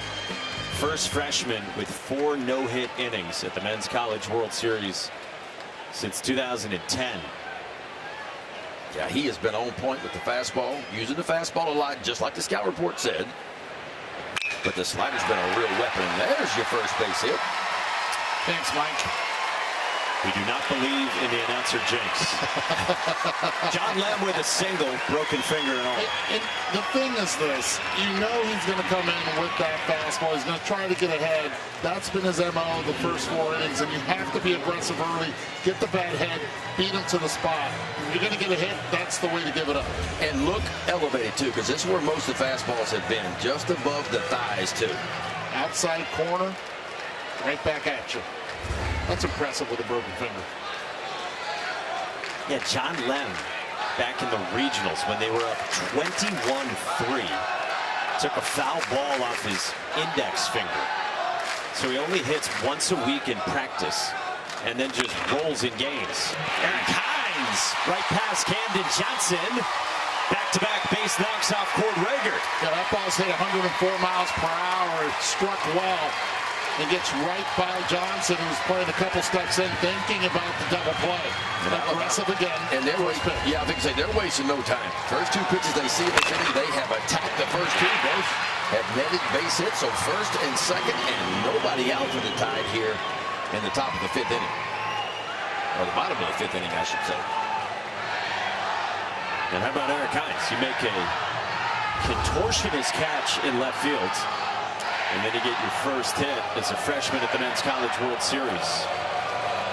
Hey, Game 6 of the Stanley Cup Finals in Vegas. Hurricanes and Golden Knights with Carolina knocking on the door. It's tomorrow at 8 Eastern on ABC.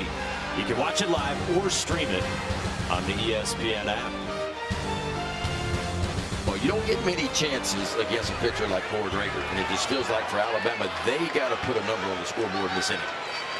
Now, you would think, even being down 3-0, Brennan Holt could very well bunt right here. Squares and takes ball 1.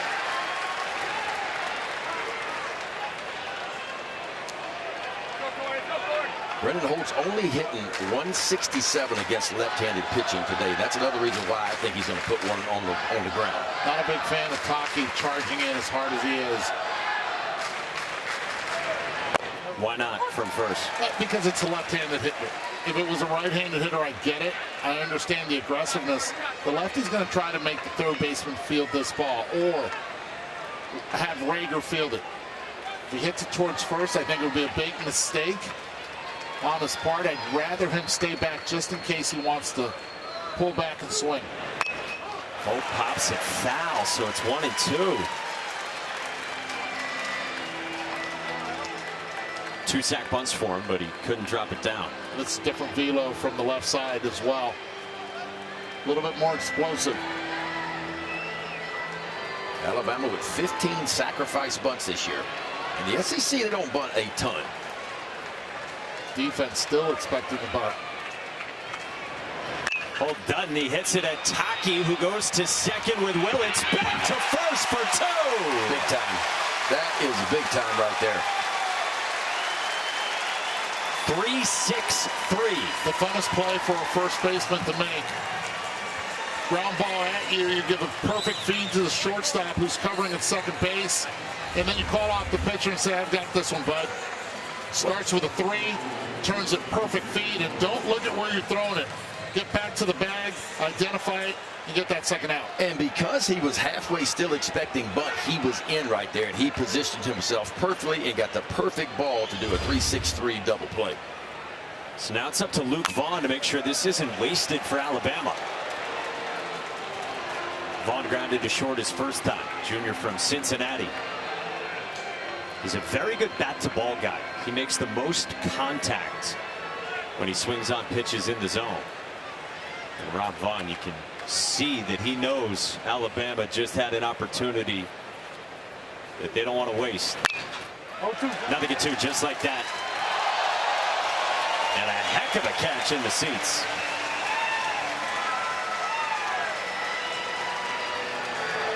Do it. Celebrate. There we go. Watch your footing. Another double play induced by Oklahoma. Cord Rager trying to finish off this inning. His 0-2. On the ground at second at Kyle Brand. Chinning over. Couple hits for the first time against Cord Rager, but the freshman up to the task.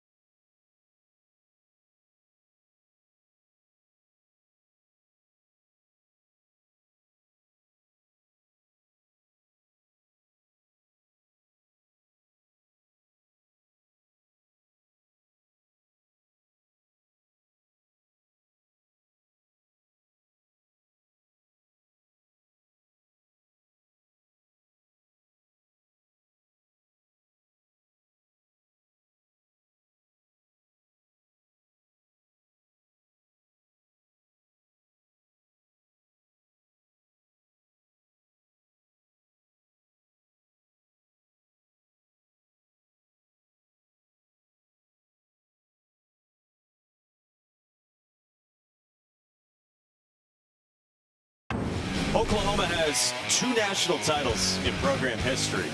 All the way back in 1951. This program now in its 12th trip to the Men's College World Series. And then 94 with Kyle Peterson's favorite player, Bucky Buckles, as the closer on a team that beat Jason Varitek, Nomar Garciaparra, Jay Payton, and Georgia Tech. And in other national championship news for OU, Barry Switzer and Bob Stoops in the building. Jenny Baranchek also here representing the Sooners, who have a 3-0 lead on Alabama as we go to the 6th. 2, 3, and 4 starting with Camden Johnson, who singled his last time. Third time around the order for OU. Johnson plunks off the right leg, and he's aboard, and another leadoff runner on for OU. Tell you what, the chaos continues for Oklahoma. 4 out of 6 innings now. They've got the leadoff batter of an inning on, and that is a recipe for success from an offensive standpoint. I mean, look at the hobble for Dayton LeChance. And Skip Johnson said it to Taylor. This kid's tough, and he is toughing it out. Well, they compared him to Carlton Fisk, remember? Anytime you get compared to Carlton Fisk, that's pretty tough. Yeah. Him, Gary Carter, a big fan, being from the province of Quebec.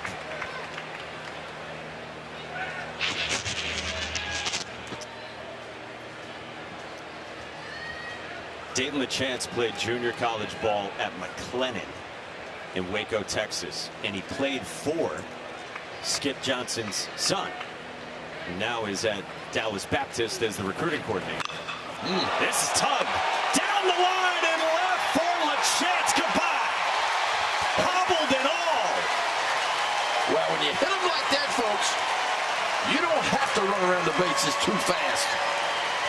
Take your time, son. That ball left the ballpark in a hurry.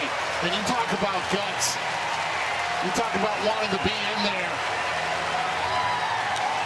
Oh, for just 1 second, that pain goes away with that sweet spot. Boom. What a moment for Dayton LeChance. That's what you call leaning on a breaking ball right there. You never tell me hockey guys aren't. That's a beast right there. Did you think for a moment that kid was going to come out of the ball game? There was no way he was coming out of the ball game. You think Skip was going to ask him? He never even asked him. third time around the order, elite lineups that have been on point. Watch this swing here. Get it going. Recognize beautifully. Yeah, he recognized the breaking ball right away and just kind of sit back on it, and he threw the hands at it. He knew it when he touched it. He didn't have to be in a hurry on that one.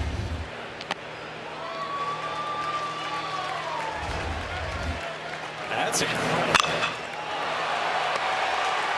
Well, he learned from the last time. Last time he hit it hard on the ground, had the sprint. You want to call it that? This time, different story. And how about 12 of his 16 home runs now have come since the middle of May. That's how hot Dayton LaChance has been. 2-1 on Jackson Willits. Singleton scored back in the first.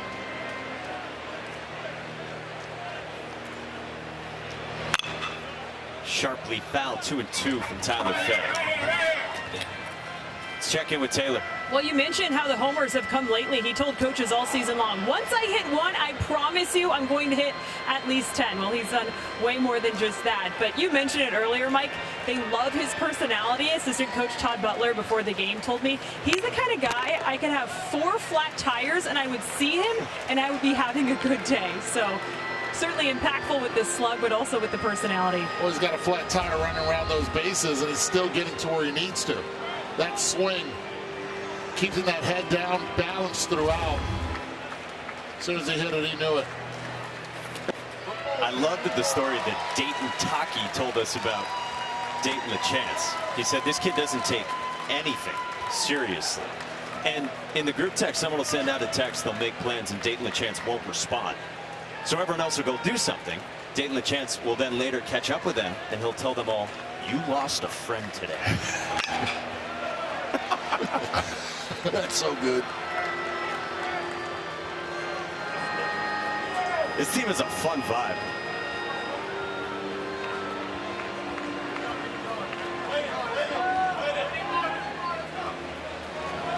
Life's good for the Sooners. They are on a roll. 3-2. Willits strikes out. Cutter up the ladder from Fay, who has fanned Willits twice. Yeah, and no one, and I mean no one, saw this coming for Oklahoma. We touched on it in the open. I mean, they dropped their final 4 SEC series of the year.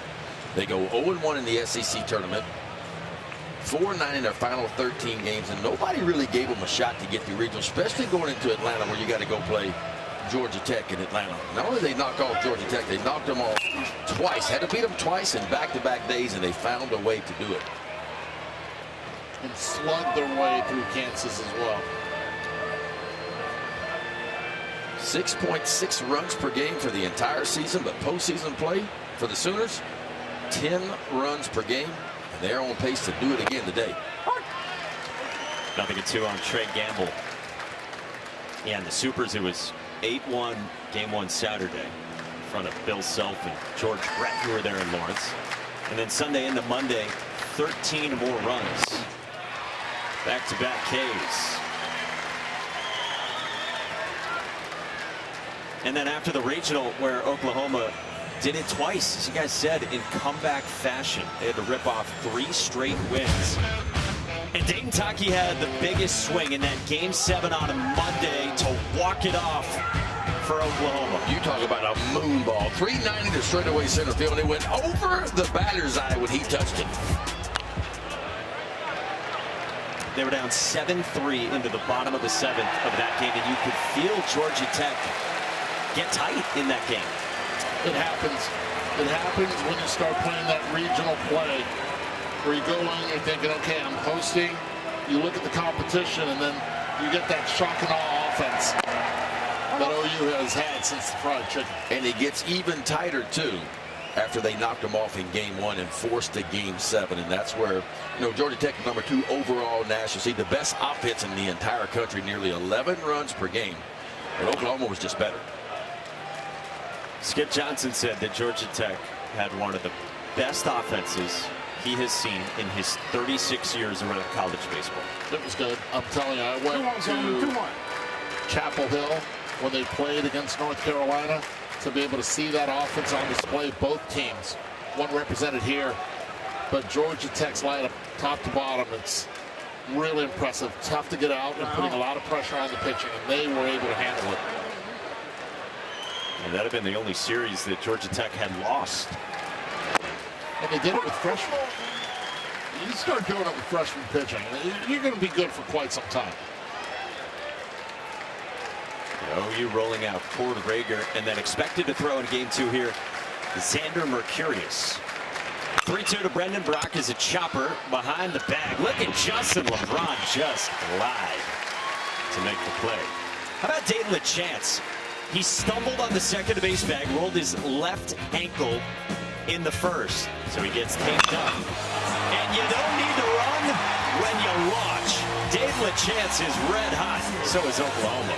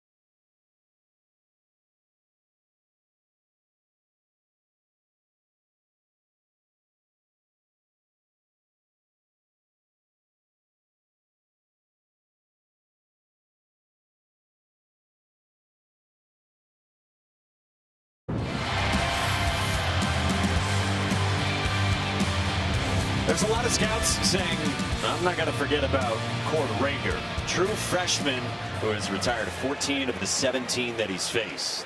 And how about this? Working on 13 now consecutive scoreless innings for the freshman Cord Rager going back to regional play. That's how good he has been lately. 9-1-2 starts with Peyton Steele. They moved the arm slot of Cord Rager back in the fall. Skip Johnson was telling us today that Cord Rager was like 89-92 from pretty straight over the top, and then they moved him just out farther from his head with where he releases the ball.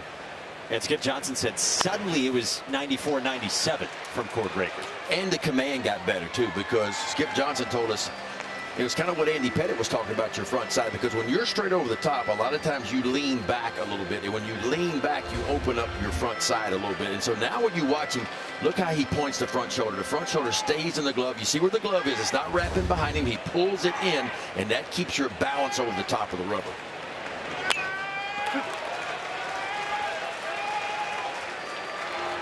We asked Cord about it, by the way, and he did say, hey, I was up to 95 too from over the top. Yeah.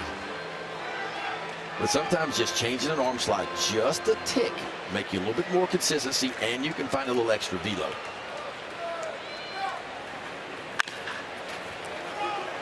And to make it all the more impressive, Cord Rager was the #1 rated first baseman in his class in Texas. Well, so he was an athlete as well.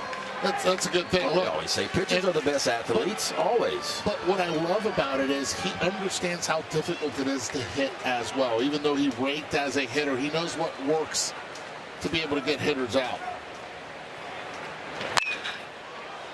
In the air, center field from Peyton Steele.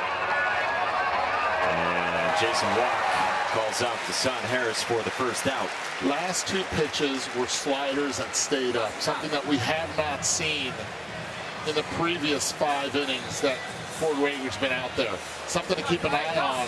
See the fastball, establish it, but that slider slash curve, whatever you want to call it, has to be down and in to the right-handed hitter and down and away to that left-handed hitter to be successful. Well, one thing Cord Rager has not done this year is given length. In his 14 starts, he's only averaging 4 2/3 per start. So in some ways, he's not in uncharted waters, but he's not given a ton of length now. Some of that could have been by design your freshman year. Of course, he had the lat issue where he missed a couple of starts. But Skip Johnson has done a nice job keeping the pitch count down, keeping the innings down for the freshman, hoping that they would get the postseason play and he would be strong. And boy, has he ever answered the bell in the postseason. This is the leadoff man, Bryce Fowler. He pulls one into right field. He's been ultra aggressive, and that was a breaking ball left up. Exactly. Those are the ones. 4 consecutive breaking balls, all of those left up. Alabama now getting their leadoff hitter on, even though there is one out. Now you get to the meat part of the order. Boy, with this kid right here who has been jammed twice on fastballs already, would love to do something for his father. It's his birthday as well today, Julio LeBron. Well, it's the time of the year you need your stars to show up. And it's time for Justin LeBron to make a difference in this ball game. He's got an opportunity here. The execution is perfect. Taylor. Well, he lives by the motto, look good, play good. And if you've watched him throughout the season, he has 25 different pairs of cleats, he told me. Likes to get them custom painted. So I asked, well, did you get some for Omaha? And he said, listen, these are the pair that's gotten me through regionals, super regionals. I can't switch it up now. He says they have forced me to become superstitious. And speaking of that, guys, a couple innings ago, they brought out all the stools from the dugout and they placed them at the very end here. So they told me it was time to switch something up here in the dugout. So now, down where I'm standing, we have about 10 different stools stacked up. I don't know if that's going to do anything for Alabama. Guess we'll have to find out. Whatever it takes. Justin LeBron on those 2 jam job pop-ups his first 2 times only saw 3 total pitches. Are those Louis that he's got on?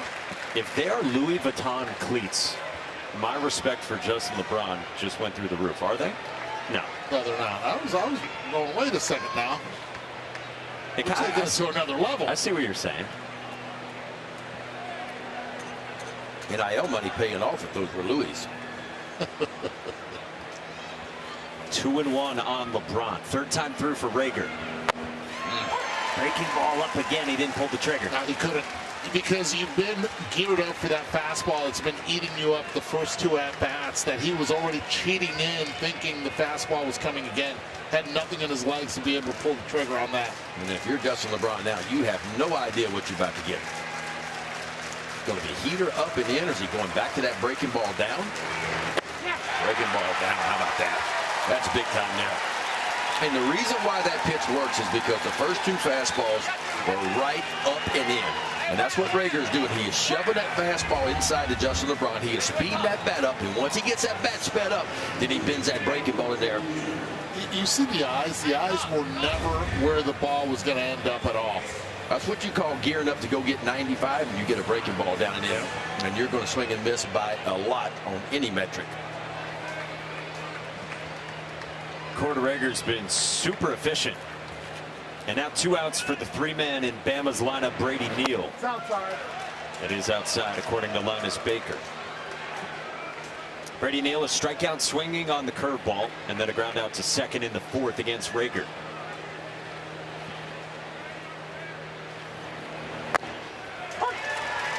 Holding 95 with the velo. And with 1 more out, Cord Rager will tie his season high in innings pitched with 6. He's done it 2 times. His proud parents, Robin and Chad, watching. Yeah, and that's compared to the regular season. Ben, you mentioned this earlier, the short starts for Rager. He never recorded an out in the 6th inning in any of his dozen regular season starts. And now doing it 3 times in the NCAA tournament. On the ground sharply, but right at Dayton Tackey. Getting over. Cord Rager has stepped up in a major way in the postseason. 6 shutting in Omaha.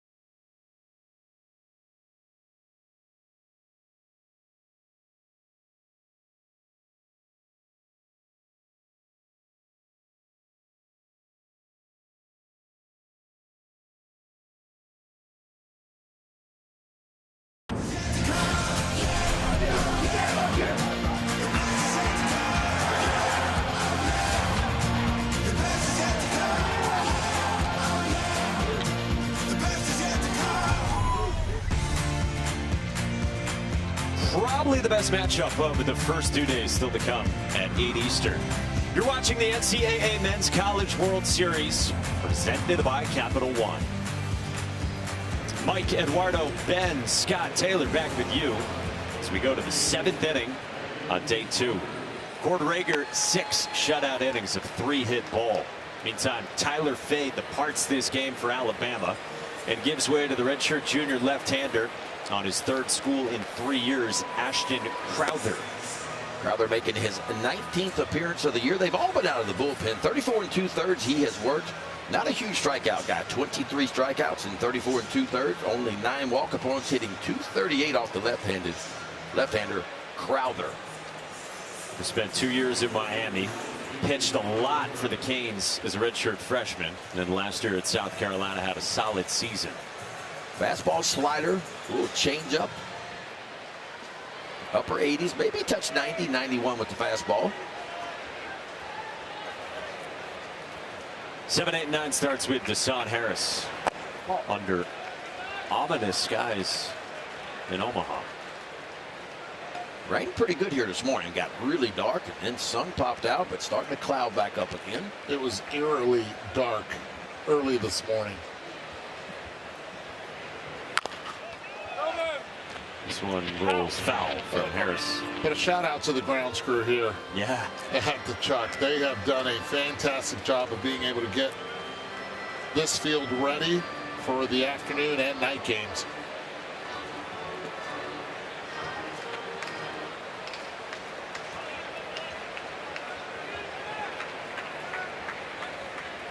Crowther's 1-1.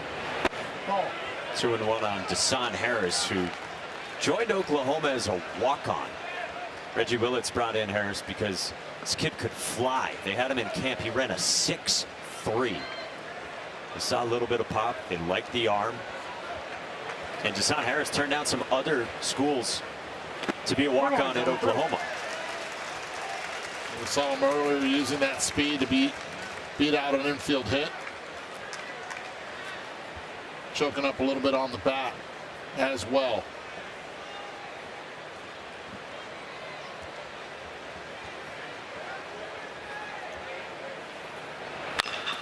On the ground right side, and Brennan Holt.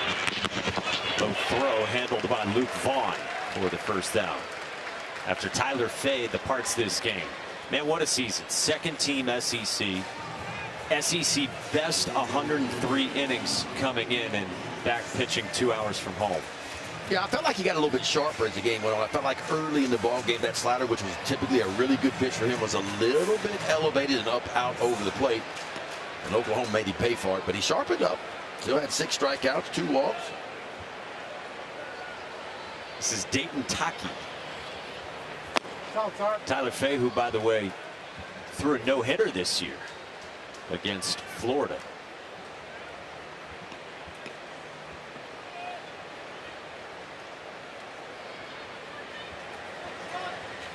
It was in late March in Tuscaloosa. Strike at the bottom of the zone to Taki.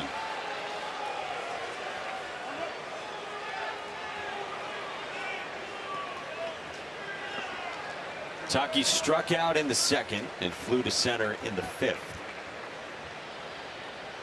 Crowther's 1-1. Taki hits it hard right at the first baseman, Luke Vaughn. He got to it in the end. 2 ground ball outs.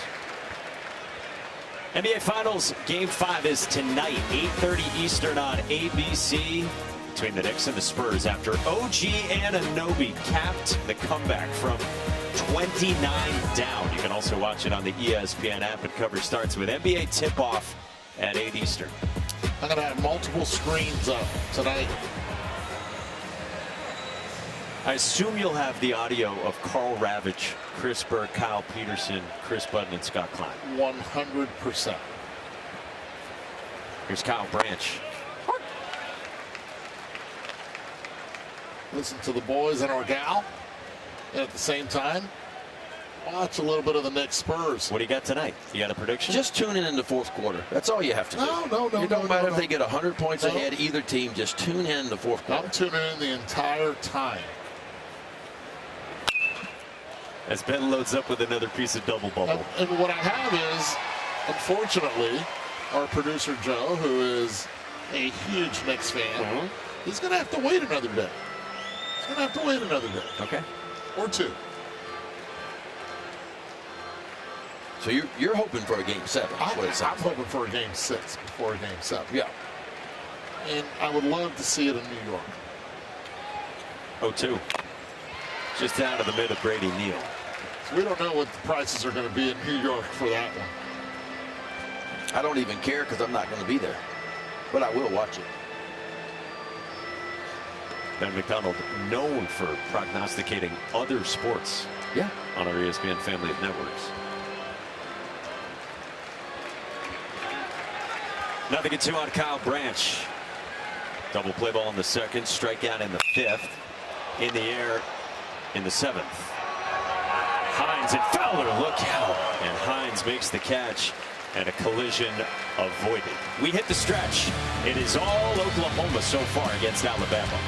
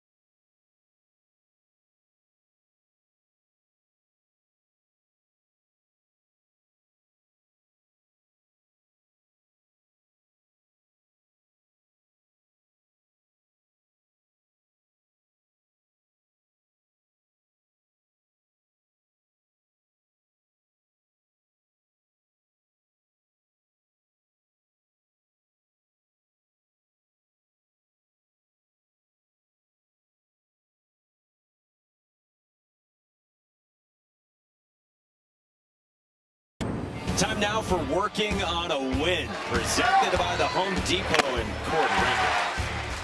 Just doing it. I mean, the fastball's been good. He's attacked the upper part of the strike zone. He's sped up bats on the inside part of the plate when he's needed to, and he's got to that pitch right there, that breaking ball. And that slider has been good. It's been good from the very first inning. It has been outstanding.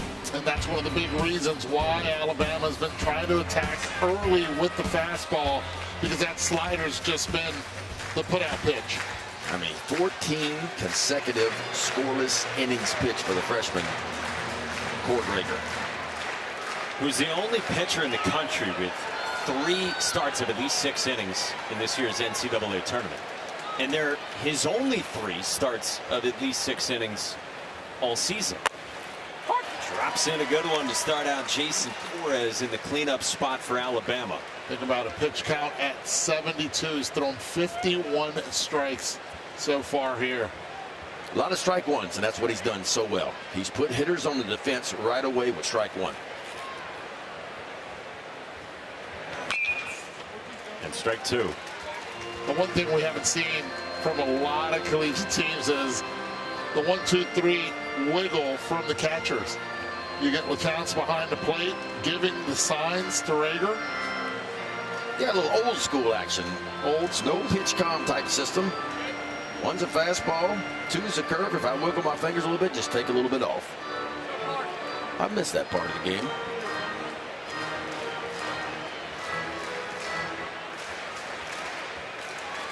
That one has been a breaking ball. This one has to be in the dirt. Ooh, stays up. Got away with one there. And Torres knows it. He just attacks. I mean, even when it's 0-2, you better be ready to swing, because he's not wasting any pitches.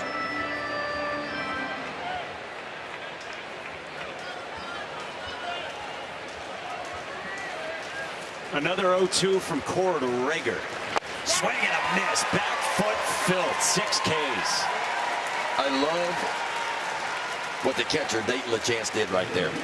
He gave him the sign for slider, and he pointed to the dirt. He said, I want it down. If you're going to miss, you better miss down. Watch this. Points down, right down here. This is where I need it. Make sure you get it here. If you miss below this. And, boy, you can't throw a breaking ball any better than that right there. Missed that by a couple inches. Yeah, I would say give or take.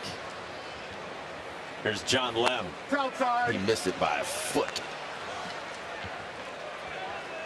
John Lem has been aboard twice against Cord Rager. He got hit by a pitch in the second. Then he had Alabama's first hit in the fifth to lead off that frame with a single up the middle.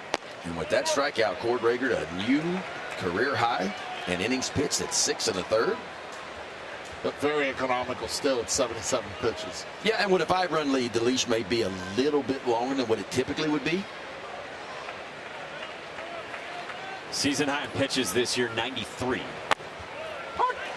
2-0 curveball for a land strike at the bottom of the zone. Yeah, that's not fair. Finally get a count in your favor because Cord Rager's not been behind the count very often. And you finally get to a hitter's count, he bends a breaking ball in there to get back at the count. Tried it again.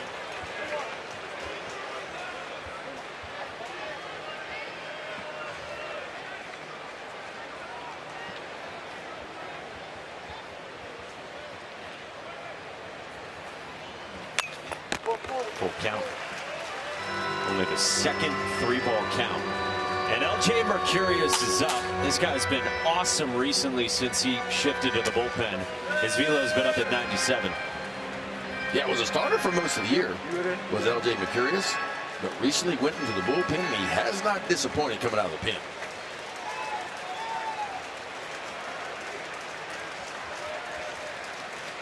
Cord Rager's 3-2 to John Lem. Wow. Struck him out. Come on now. That's not fair. Nope. That's not fair. As a hitter, you're okay. I'm giving up for 92, 93. That's where he's been this inning with the fastball. And then he goes with the 3-2 slider for his strike. If you take it, it's going to be called. But the good tight spin gets him to swing right over that pitch once again. That's big time there. Up 5 runs, 3-2 count. Settling on that fastball, he goes right back to that breaking ball, and another strikeout for the 6'6", 237-pound freshman. It just showed as much emotion as he has all afternoon. Well, he knows he's getting to the end, and whatever he's got left in the tank right now, he is just emptying it out. If he gets Eric Hines quickly here, does he have any more in him? I mean, maybe, but I don't see the point in pushing him at this point because I want to keep him as fresh as I can to bring him back as fast as I can.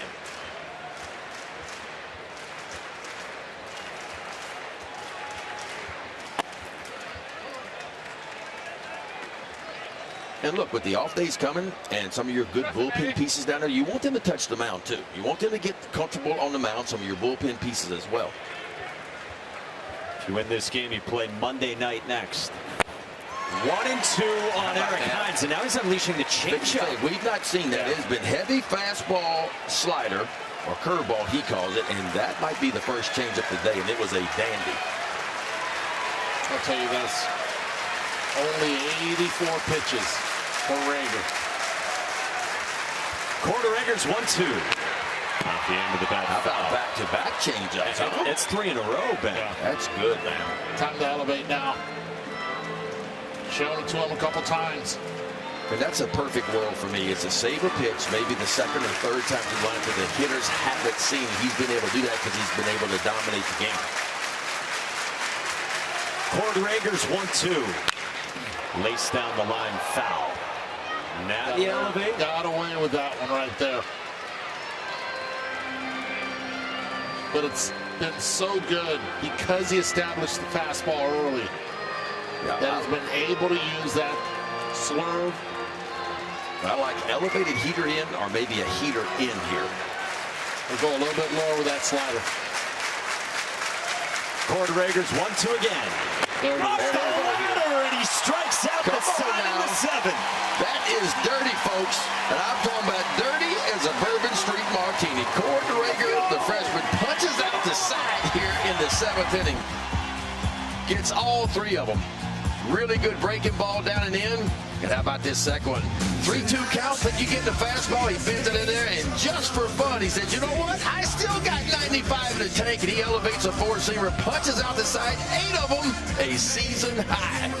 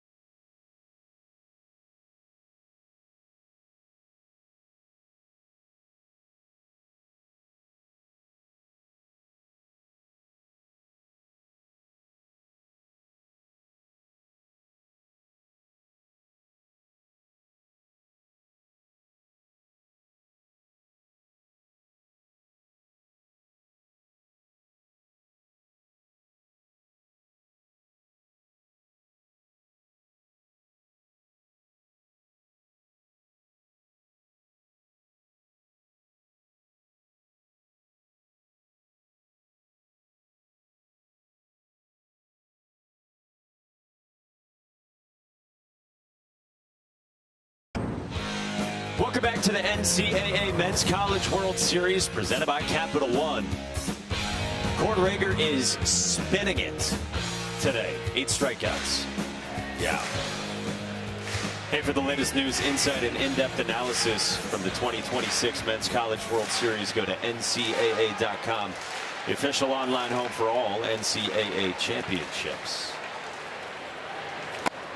Is he done as we start the 8th inning? I would think so. I would. I want him to end on a very positive note, and you don't get more positive than 3 up and 3 down, all 3 strikeouts. I'll tell you this, he's leaning on the railing. He's done.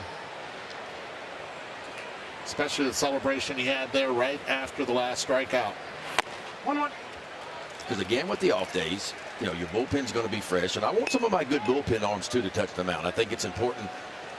No such thing as no leverage situations here in Omaha, but this will certainly be a lower leverage type situation for some of the relievers coming in with just 6 outs to go, up 5-0. That's out. 2-1 on Jason Walk, Oklahoma's leadoff man, spinning around from the right side.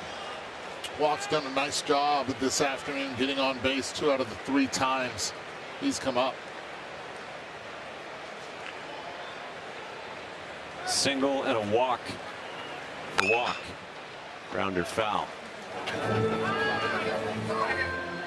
If you win this game, you play Monday night against whoever wins tonight between Georgia and Texas. If you lose, you come back Monday afternoon against whoever loses that game tonight.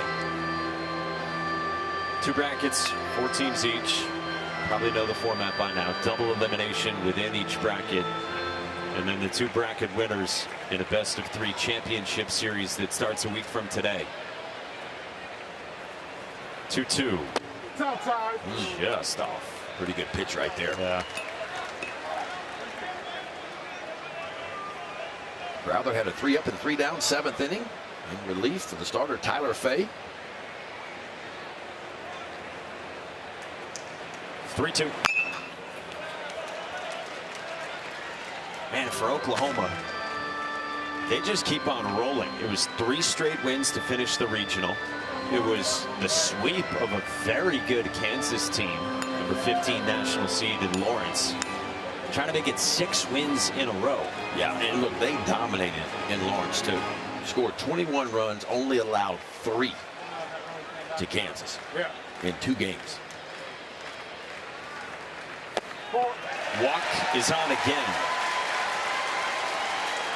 And Cord Rager did it over 7 shutout innings, 87 pitches, and 8 punch-outs. No, he dominated. It was a lot of strike ones. He established the fastball early. He was heavy on that breaking ball to the left-handed hitters, man. And once he sped those bats up by shoving fastballs in, then he started to go to the breaking ball. And then just for fun in the 7th inning, he started to show us a little bit of a changeup, too. Threw 3 changeups, but he pitched up when he wanted to, spun his breaking balls in there. 7 of the 8 strikeouts came on that breaking ball. It's a huge lead at first. As Camden Johnson bats. And when a base runner has that big of a lead, usually it's that one-way lead. They want to see the pick move to first base. Walk, bigger lead, left-handed pitcher on the mound.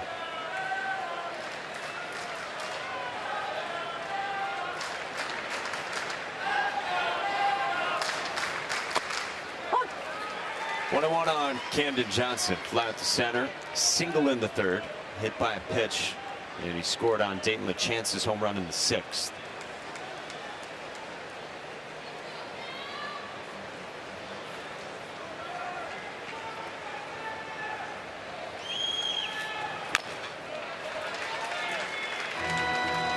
It's an Oklahoma team that early in the year played really well.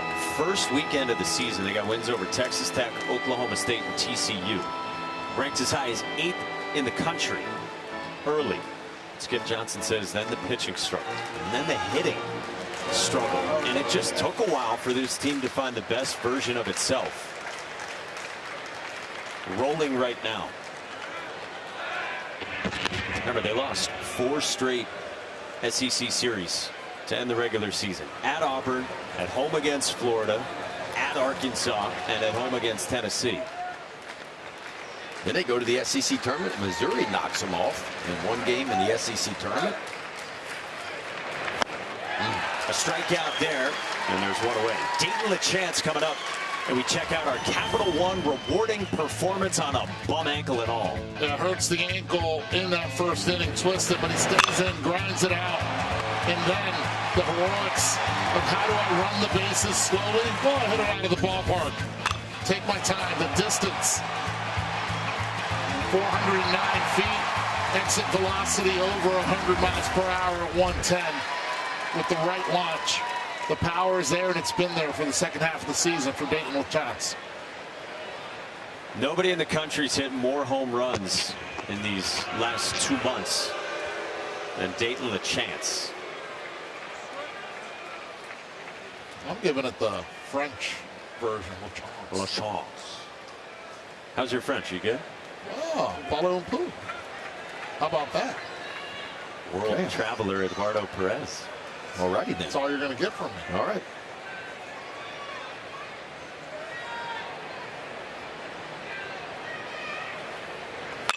LeChance on a line, center field, in front of Fowler. 106 squared up. I'm telling you what. When he finds the barrel, it's a collision. That's what it is. 2 for 4 already this afternoon. I don't think it's what OU wants, is to have him on the bases with that ankle the way he's been hobbling. But the bat head stays through the zone flat. And understanding how to be able to lift it. For a big man, too, he's quiet at home plate. There's not a whole lot of extra movement. He just sets the foot down and just throws the hands at it. Jackson Willits from the right side. I asked him in the meetings to Dayton. I said, Dayton, who do you think, have people told you who you look like? He's like, Gary Carter with my curls. Like, he went to number 8 Montreal Expos. Yes, I know, New York Mets later. But he went with the kid. Back in the day. Dayton's father was a huge Expos fan. So was I for 3 years. Yeah. And that, that's rare for young kids to go back to the Gary Carter days, Remember, I used to coach youth league travel ball, and I'd met somebody like Pete Rose or Nolan Ryan, and the kids just look at you cross-eyed. I like, who are you talking about, coach? But you can tell he is a baseball gym rat is what he is. Understands the history of the game. And what a character he is, too, man. I enjoy. Out of all the kids we talked to, he was probably my favorite one. He was a joy.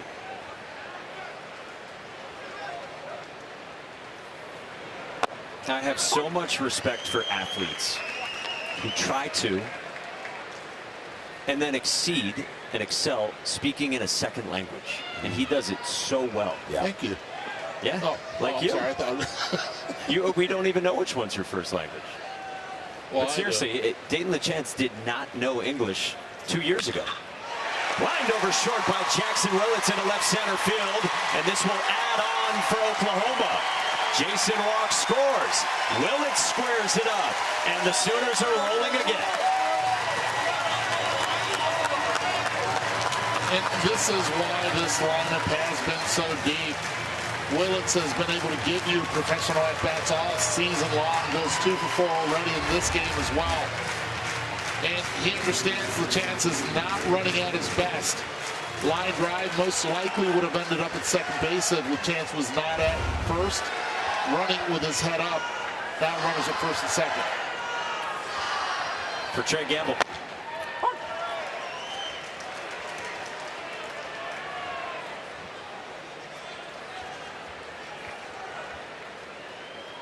Tell you what, there's a lot of shades to the 2022 team for this Oklahoma squad. Hot at the right time. That team went to the finals, lost in 2 games to Ole Miss.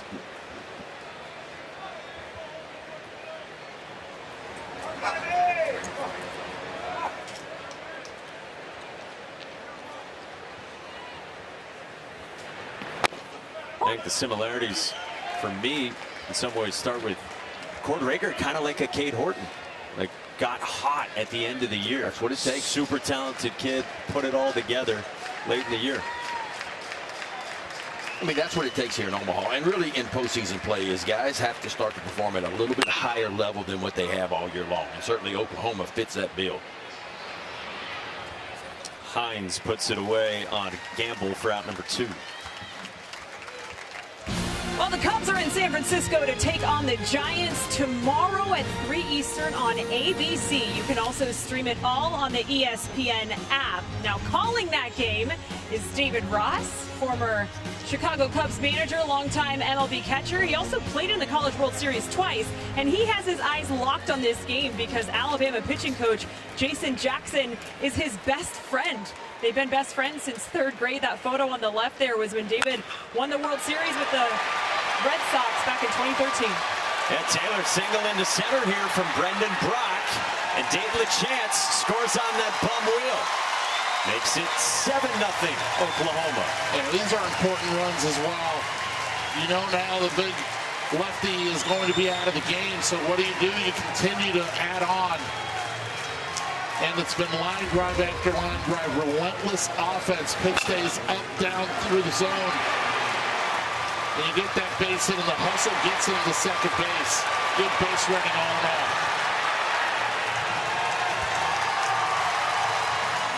Oklahoma just getting it done, folks, on both sides of the ball. Rager has been outstanding. And you talk about hitting with runners in scoring position. How about 4 for 7 today for Oklahoma in the moments that it matters the most?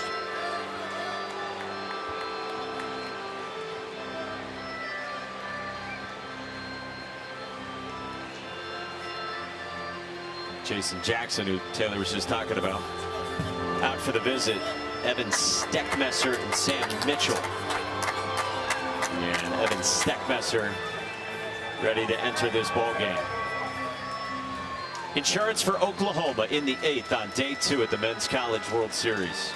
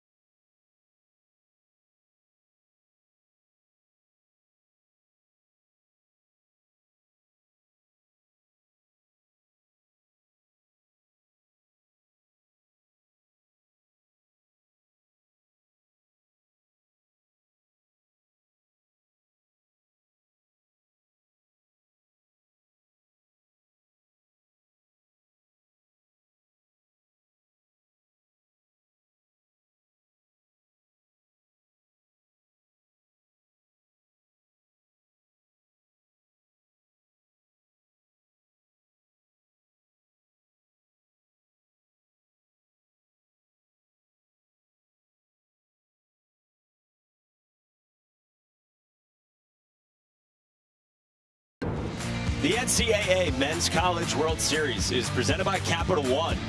What's in your wallet? I think Cord Rager's going to have a lot in his wallet in a couple years. He was awesome today. His battery mate Dayton LeChance left Earth with a 2-run shot 409 feet away as he hobbles through a rolled ankle from back in the first. Little Kirk Gibson action right there. If you're thinking Major League Baseball, if you're thinking college baseball, you got to go back to Tony Delmonico when he did it with the hamstrings issues as well. Alabama will turn to their second reliever of the day in the way of Evan Steckmesser. 23 1/3, 29 strikeouts, making his 19th appearance of the year. 23-year-old fifth-year senior, year one with Bama after 2 years at Samford, where he was used a ton. Second and third, 2 outs for Desan Harris, who had an infield single when he was rolling down the line in the second. Gonna try to put him away here. You have to be aware of the wild pitch.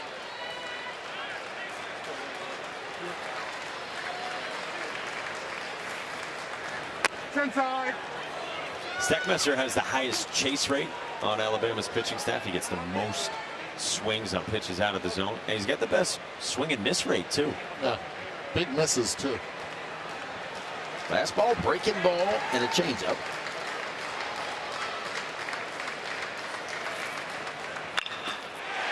Roped into right center field by Desan Harris. Willett scores with Brock right behind him. 9-0 Oklahoma. You know, we talk about so much what Rager has done on the mound. We've talked also what OU's offense has done, but they've really recognized pitches up in the zone, and they have not missed those pitches this afternoon up in the zone. This one, slider with 2 strikes, stays up, really easy to be able to track, gets it, and now adds on to the lead.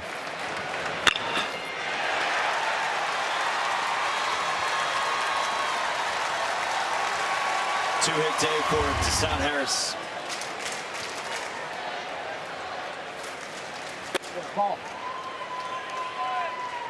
And now Dayton Taki in the 8th spot, who's 0 for 3 so far. Strikeout, flyout, ground out. Does 9-0 change your calculus pitching-wise for Oklahoma? I don't think so. I still want to get some of my leverage guys in there just to get them a little bit of work with the off days. Now, if Oklahoma had to turn around and play again tomorrow, I might think a little bit differently. But with the day off, no, I still want to get some of my high leverage guys in the ball game. Saw LJ Mercurius just sitting down after he got up earlier. Oh, he's ready. He's been ready. Are you okay with that? Not 9-run game that he's the guy you go to? Yes, I'm okay with it. This is a College World Series, and you cannot assume anything. Get him in there. Let him get a feel for it. 3-1. Don't let that pitch count get up in too high so he can be available for multiple innings in a couple days.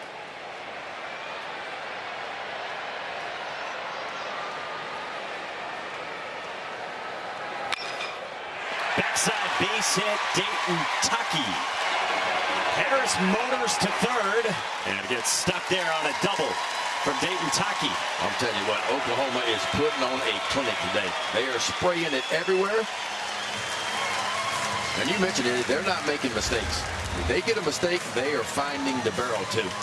That's a pretty good move to the ball. The hands go first, the barrel behind it, just a 2-seam fastball working to the outside part of the plate. I love this approach. Didn't try to pull it.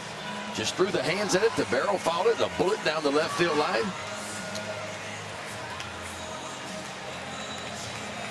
And Dayton Taki's mother loves it.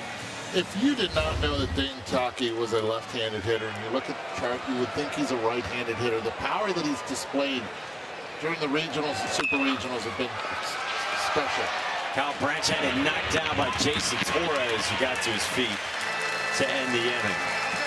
4 runs of insurance for Oklahoma.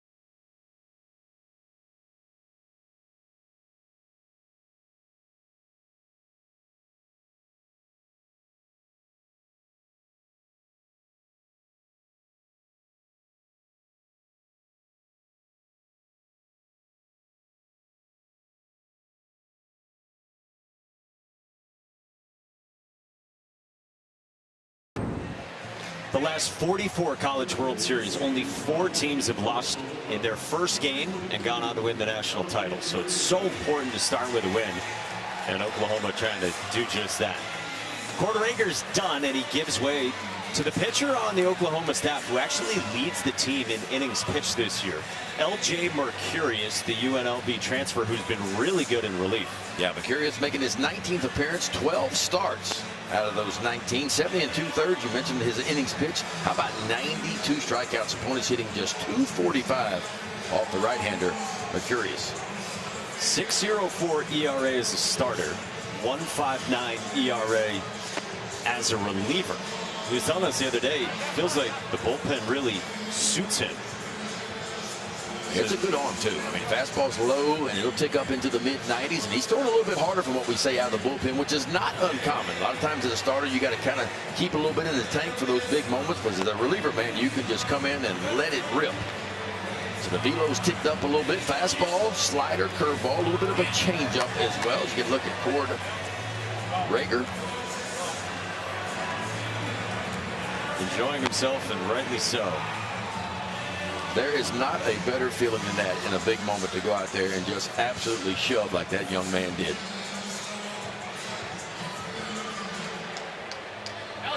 The team gets you some insurance, and now you hand it off to L.J. Mercurius. He's showing off some bling as well around that neck. I'm the first hitter that used to say, can you take that off? I want him to take it off. You would say that? Yeah. I want to mess around a little bit with the comfort zone. Yeah, it will be. Brennan Holt does not. 7, 8, and 9 for Alabama. 96. And it's been first pitch strikes galore from L.J. Mercurius as a reliever. It's almost 80% of the time out of the bullpen that he throws a first pitch strike. His younger brother Xander is expected to start Oklahoma's second game here in Omaha. That's easy. It's easy 97. It's got some life to it, too. You can see that fastball just kind of stay on plane as it explodes through the zone.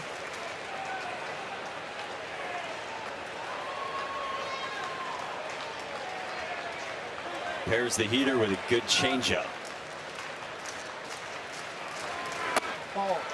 Just missed with 96. That might be one where the catcher's target was elsewhere, and that kind of changes the odds. The umpire sees you reach all the way across the zone like that, because you could see the chance was set up on the outside part of the plate. He had to reach all the way across to the inside part. If he'd been set up in there, I think it's probably strike 3.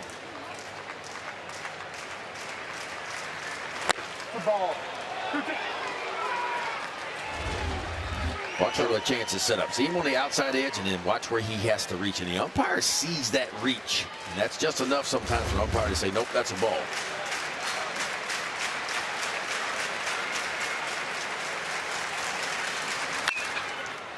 Popped up, foul ground. The shift was on, and so no one will get there. Camden Johnson was playing near short instead of his normal third base spot. And LJ's like, all right, what are we going to do? There's Xander Mercurius, true freshman. Again, he's in line to start on a Monday. That's the plan for Skip Johnson. How fun for these two guys to do it together. Yeah, has to be. LJ told us the other day, I wanted to see better competition. Nothing against his time at UNLV.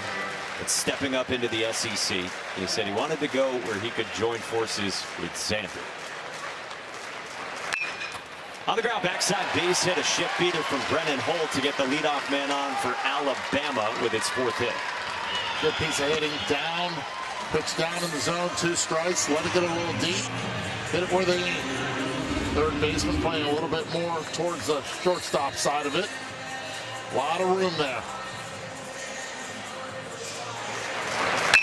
Yeah, Brennan Holt's bounced around a lot in his career. 5th-year senior, originally from Baton Rouge. He's gone from LSU to Oklahoma State to South Alabama, and now to Tuscaloosa. Strike 1 to start out, Luke Vaughn. 0 for 2, 2 groundouts. 1 to short, 1 to second for the 8-man in Alabama's order.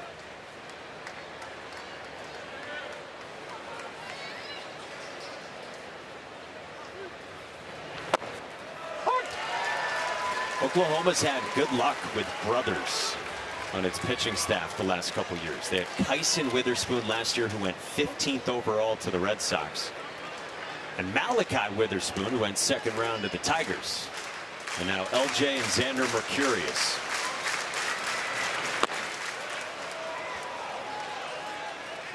We asked Xander for a scouting report on LJ. Said, he's been pretty nasty recently, but if he leaves his fastball up, he can get in a little bit of trouble. He said if the velo's not there, it's dead zone for LJ. Swing and a miss. That's a sword, and that is filth. It's a sword because it's a changeup. You're thinking, okay, dead red fastball 97. You look at the spin, it does not have the dot, and next thing you know, with that arm movement, it's coming in different. Tumbling right at you. Circle change just kind of turns it over.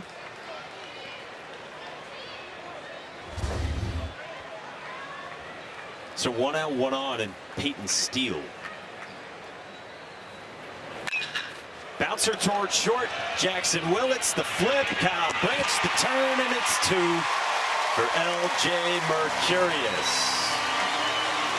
Rolling along like he has been in relief. To the 9th inning next in Omaha.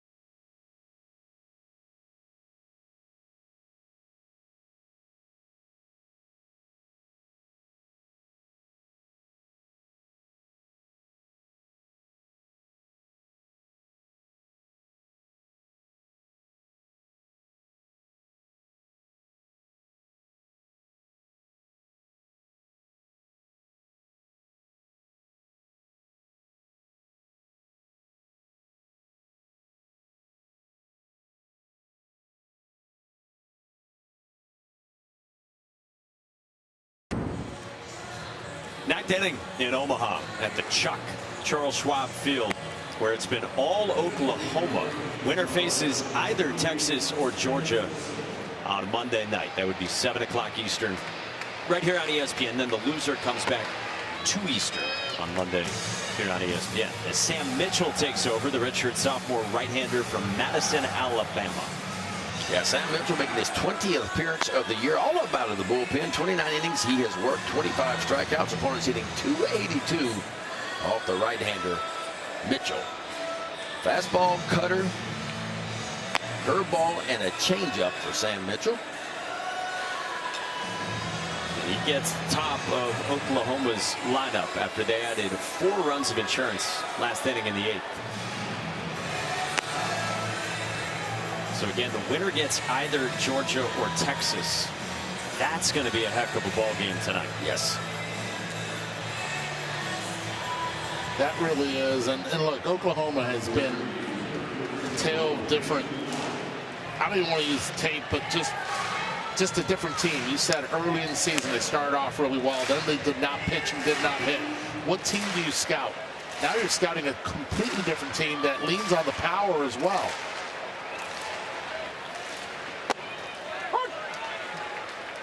But it always begins with what? Leadoff hitter and pitching. Good starting pitching. Good starting pitching and playing defense will keep you in every ball game. And if you can get enough offense, it's been a little bit more than enough for Oklahoma as of late. Pretty average to below average offense for the majority of the year, but it has been different in postseason play. In foul ground, Jason Torres at the railing almost made the catch.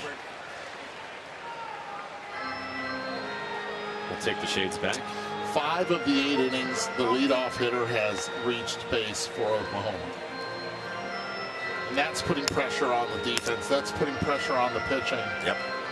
And look, when they've gotten their opportunities, well, one of my favorite stats to always look at is runners in scoring position. How do you perform with runners in scoring position? In Oklahoma today, 5 for 9. Like, you can't do a whole lot better than that. And it's a team that was, out of 303 Division I teams, Oklahoma came in 80th best in the country, 302 runners in scoring position. But you look at postseason play, it's up there around 340. So they have elevated their game just about in every way offensively. We talked a lot about hitting the ball out of the ballpark, and of course they have done that a lot recently. But they've also come up with big base hits with runners in scoring position. 2-2 from Sam Mitchell. And that's a great thing if you make it to postseason play. You can forget. If you had a great year, great for you. Good for you. Continue to do that. But if you had kind of an okay year, you can just put all that behind you and say, hey, we can't control the past. We can only control the future. Now let's see if we can find a different gear. And Oklahoma has found a different gear in the postseason. Mitchell pins one to the bottom of the zone to strike out Jason Walk. And there's one away in the top of the 9th. Just a good 4-seam fastball. Just paints it right at the bottom of the zone.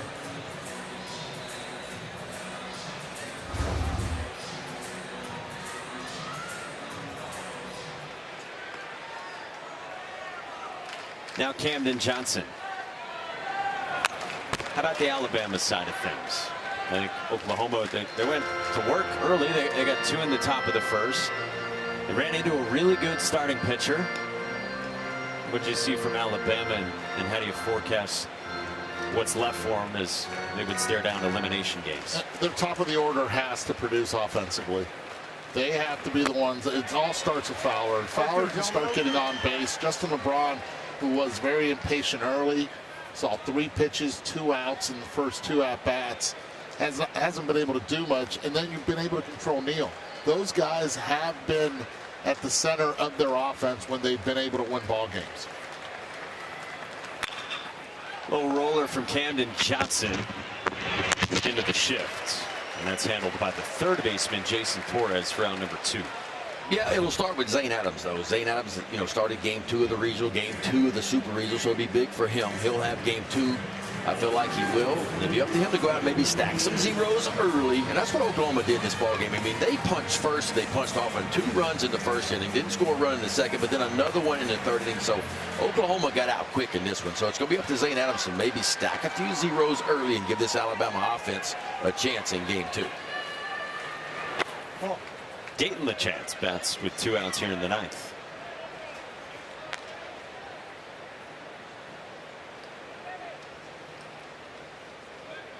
He has scored 3 runs, all of them on a bad ankle.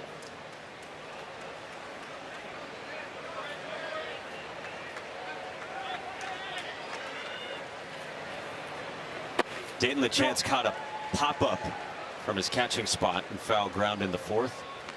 And it looked like he was like, yo, Cord, can you just strike guys out? Yeah, I'd rather not move around a whole lot. Unless I have to gently jog around the bases with a home run. Watch how methodical he is at the plate, understanding where his hands are at all times, slowing everything down. Right there, just was anticipating a pitch to be able to catch in front and committed to it before the pitch was even released. So you're asking the umpire there, was that ball low? It's very low. I like his routine, though. He kind of gets his hands where he wants them. He'll stare towards the first base dugout. See him kind of stare right there, and then he puts eyes on pitcher. He's ready to go. 2-2, gentlemen, 2-2. What are his next 48 hours going to be like with his ankle? Therapy, ice, contrast. The first thing he's going to do is get an x-ray, make sure everything's okay in there. But after that, you're going to have to treat that aggressive. Yep. But the contrast is going to have to happen sooner than later. The idea is going to be able to get the swelling out of that thing, because I'm sure it's going to have a lot of fluid in it, a lot of swelling, and find out a way to try to get some of that swelling out where you got some mobility in it. Don't run. Still got hard contact. He lumbers down the line as Torres throws him out. And the rest process almost there for Dayton LeChance. Last licks for the Tide next.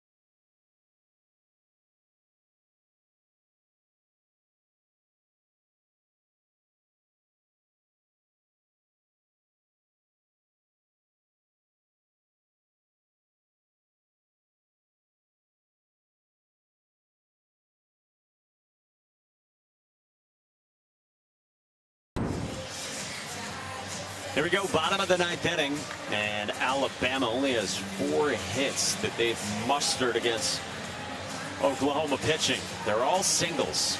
And then the Oklahoma pitching staff hasn't issued a walk. They've hit one batter, otherwise that's it. Well, we said going forward for Alabama, if they're going to survive here, they need more out of the top of the order. And that's what they have here, starting with Bryce Fowler against L.J. Mercurius. Top 4 in the tied lineup, a combined 1 for 12, with just a single from Bryce Fowler his last time in the 6th. 23-year-old, 5th-year senior who Rob Vaughn told us today is the heartbeat of this team. He said, our team goes as Bryce goes. Cues one foul.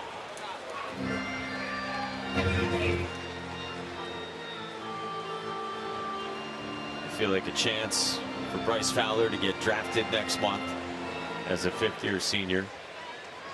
Kid who loves the bright lights.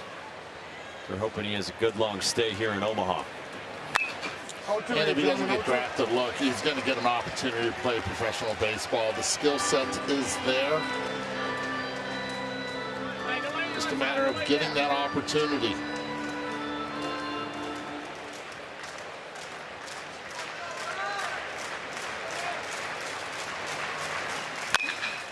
Taylor asked Bryce the other day about playing center field here with all this space in this ballpark. And Bryce just started shaking his head. He said, I'm a little older. I got to get the joints moving here. Apparently the coaches love chirping him. He said 2 of the coaches asked him if he's going to be able to handle it here. He rolls one at first. The Dayton tacky. One away in the bottom of the 9th.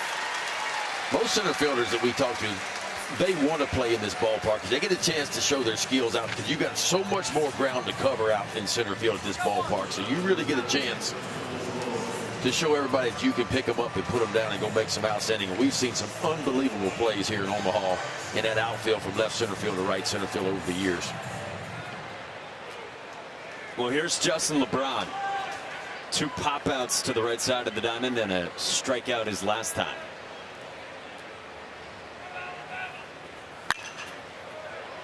By the way, we were wondering about L.J. Mercurius and how often he's done this. This has been really efficient, 16 pitches, so you hope to be able to bring him back, and certainly will be able to on Monday night. He's gone back-to-back days already in the NCAA tournament. Back in the regional, 3 innings one day against the Citadel, and then 4 innings the next day against Georgia Tech. Oh, that's that changeup. See the wiggle from LaChance. That's so hard for a hitter to adjust to because the fastball went up to 97. And then he takes about 10 miles an hour off. And it's not just an off-speed pitch. It's an off-speed pitch on the outside edge. 0-2.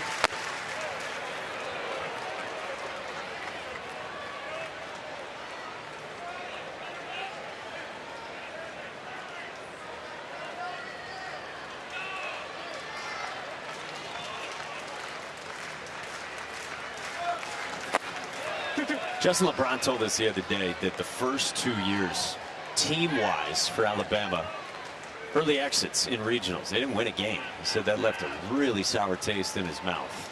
And so he's been thrilled with this run that Rob Vaughn's team's been on all the way to Omaha. 2-2. He's got such quick hands at the plate that the bat head stays in and out of the zone really quick. It doesn't stay there long. Thin handle bats, because that's what aluminum bats have. So you end up being just too quick in the zone, and that you see is why he struggles against those changeups and also left-handed pitching. Squares this one up on a line into center. Well, those are those hands you're talking about right there, because it takes a special set of hands to be able to go up top shelf like that and flatten your swing on a fastball 97, 98 miles an hour. And you can tell he was sitting fastball the whole time. There's a good look at the four seam, but watch him just go up and just flatten that swing on a ball that's marginally a strike, maybe right at the top of the zone or a little bit above, but that's a nice move. And we talk about this kid, we talk about tools. It's very toolsy, but for him, when he figures out the pop that he has, that he can leave in any part of the ballpark, he doesn't have to catch it out in front all the time to hit it hard and leave the ballpark. When he figures that out, that he can leave the right center field as easy as he can, the left center field, I think that's when he's going to take the next step forward. Ball. I think getting that hit now, at least he was over the game. You get that base hit, get out of the way, it clears that pressure off for the next game. 41 stolen bases this year. He's right now 9-0. He shouldn't be stealing. Staying right there.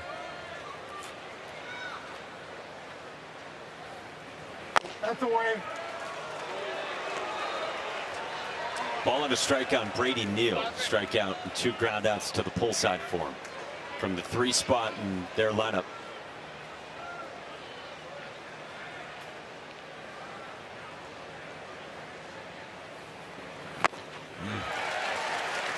That's a difference maker right there, folks. You got to get your foot down as a hitter. You got to get going when you're seeing 97, 98. When he can pull the string like that. And again, it's not just an all-speed pitch. He's placing it perfectly on the edges. Time to elevate the fastball. No chase from Neal.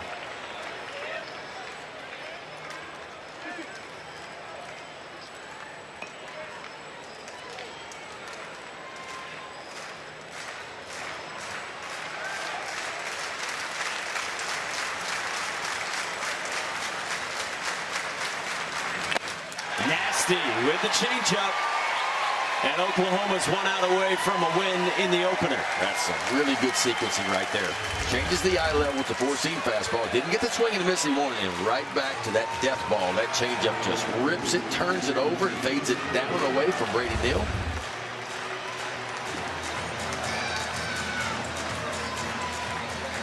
L.J. Mercurius trying to finish off what Cord Rager started. And for Alabama, the last hope is Jason Torres in the cleanup spot. 0 for 3 with 2 strikeouts. Runners off, and they'll just give Justin LeBron second.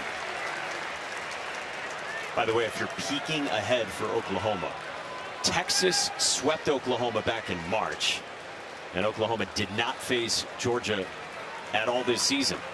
2 possible opponents for Monday night. That's away. And I think the big story is going to be the man behind the plate. Will he be ready to play? Once that tape comes off that ankle, this is where the trainers really have to get it done. I know the will be there.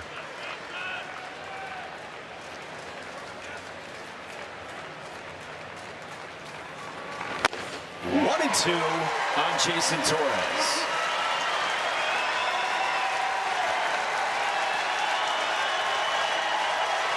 Stay up there, Ben. I think you got options. I would stay up there one more time and then maybe go to the changeup if I don't get the swing and the miss.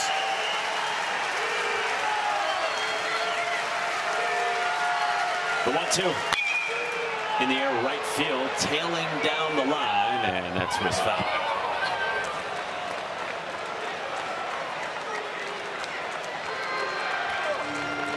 Well, they've been attacking Torres up in the zone with the fastball. Rager did it, showing him some spin late. But I like that approach right there, right? I mean, he's thinking about the changeup in the back of his mind. So he was late on the fastball, which he should be, to have some bat left for that changeup. So the approach was good.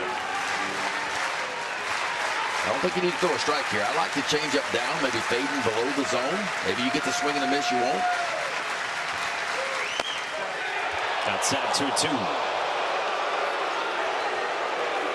An entire fan base trying to will the end of this ball game.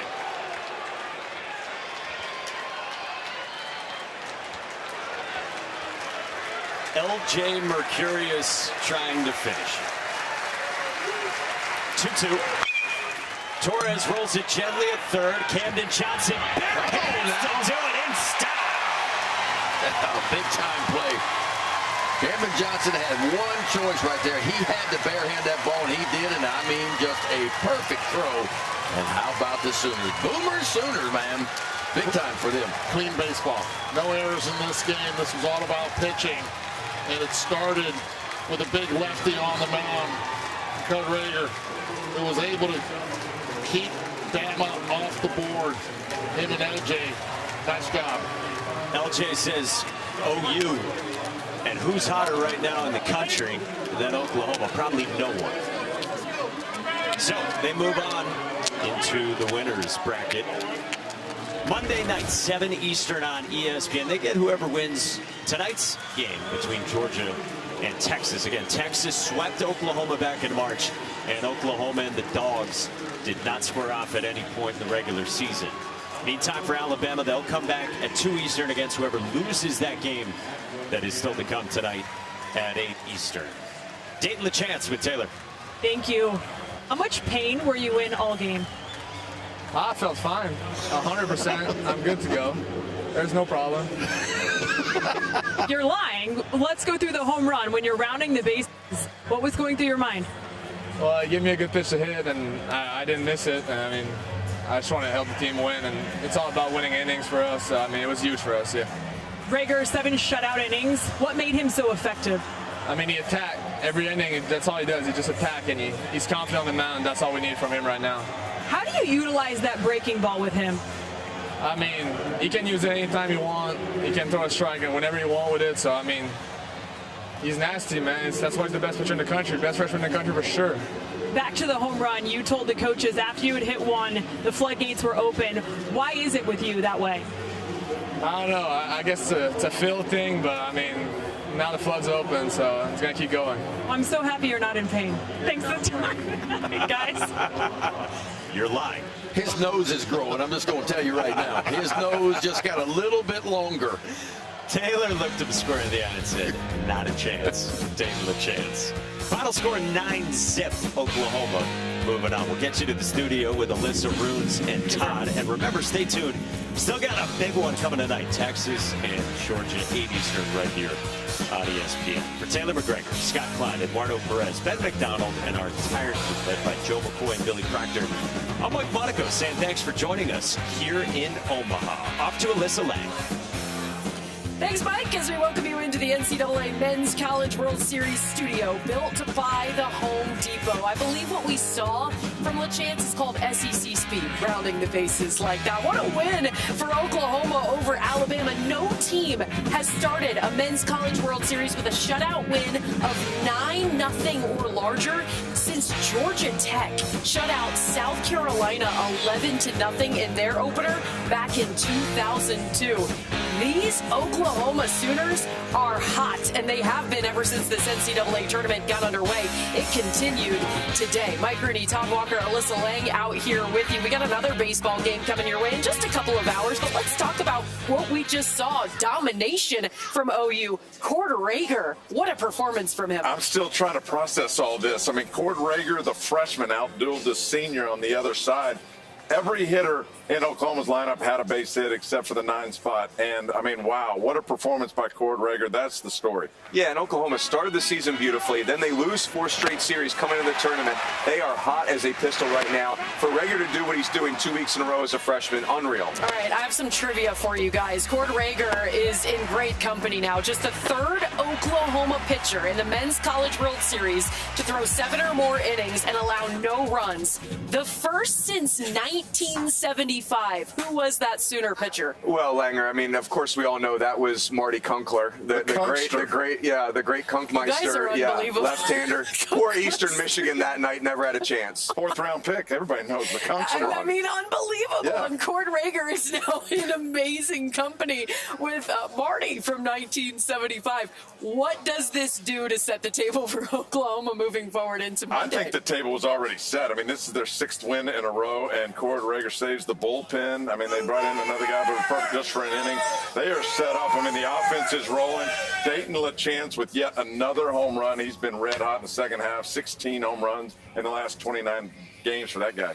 Yeah, and I just think Texas and Georgia is a problem on this side of the bracket, right? Like, we can't underestimate that. But Oklahoma feels invincible right now. Like, this team's feeling like, what can't we do right now? Yeah, and we talked about it pregame, right? This is a team that has really come together, starting with that Georgia Tech regional at the very beginning of this tournament when Trey Gamble goes to his team and says, hey, we got to keep chopping wood because this is going to be a long tournament to get us where we want to be right here on this stage. Yeah, and the thing about Oklahoma is the pressure they put on you offensively, that's always been in play. They've played beautiful defense, but now we're hitting home runs, and now we got freshmen pitching out of their minds. I mean, it's all coming together. Yeah. And that kind of momentum is a real thing. You know, you come in here with that kind of mentality. I mean, they ran through the second best team in the country in the regional in Georgia Tech, ran through Kansas. So to get here, their path has been tough. In case you tuned in towards the end of this game and you missed some of the highlights, let's show it to you exactly how this one went down in a big win over Alabama. In the first inning, here's Gamble coming up with a double. This was the moment where Dayton LaChance nicked up his ankle at second base, but it wouldn't stop him. Comes home, and Oklahoma takes an early lead. Well, and these are 18 and 19-year-old impressionable kids, so I always feel like a lead is important for these guys. And here's LaChance. As we told you, it would not stop him. How about a home run on a gimpy ankle? I mean, hanging, breaking ball, and the big Canadian gets into one. No doubter. Oh, my gosh, that's so great. Kirk Gibson reincarnated. Let's go. That's how he looked. Jogging the bases all the way home. And then it was Cord Rager, as we said, just putting on a beautiful show today. Well, he attacked from the first inning. A fastball dominant early. Then he went to the slider. That was working. He kept him out balanced all day long for Cord Rager. And again, for the freshman to have that sort of heartbeat, I think about he's pitching in Maypearl, Texas last year in high school, and now he's in the biggest stage of college baseball. They will get the winner of Texas, Georgia. That game coming up right here on ESPN, 8 o'clock Eastern time. So much of a team's success here can hinge on how many arms they have to burn early in this tournament. What does Cord Rager's length today do for Oklahoma? Well, I think the biggest thing is if you're Oklahoma, maybe you only have to use 4 or 5 arms. Right. And everybody's got, at this time of year, 4 or 5 arms that are on it and feeling good. And so, I mean, what an incredible start by a true freshman. You nail the super regional with fastball, like you said, T. Then it was the breaking ball today, really came on in the second half of the game. What an incredible start for Oklahoma. Well, Rager, yeah, go ahead, Tom. Well, I was just going to say, and if there is a question mark for this Oklahoma team, believe it or not, it is the pitching staff. Cord Rager showed you what they can do, but, I mean, that's the biggest question mark. So, yeah, if they can get those kind of performances, they can save those arms. That's a big deal. We're going to be back on ESPN2, 7:30 Eastern time to preview Georgia versus Texas. That's our next game. What are you most looking forward to about that one? This is Evander Holyfield versus Mike Tyson. This is a heavyweight battle, Runes. Yeah, I mean, the superstar hitters for Texas, and then Dylan Volantis versus arguably the deepest lineup in college baseball for Georgia. Yeah, Dylan Volantis, one of those pitchers that you can't take your eyes off of when it comes to Texas and that entire staff. You're talking about 2 of the big power programs right now out of the SEC. Georgia champions of the SEC regular season and the SEC tournament. Texas looking to bring yet another national championship back home to Austin. Again, we will be back 7:30 Eastern on ESPN2 to get you set for that one. We'll see you back in just a little while from here in Omaha.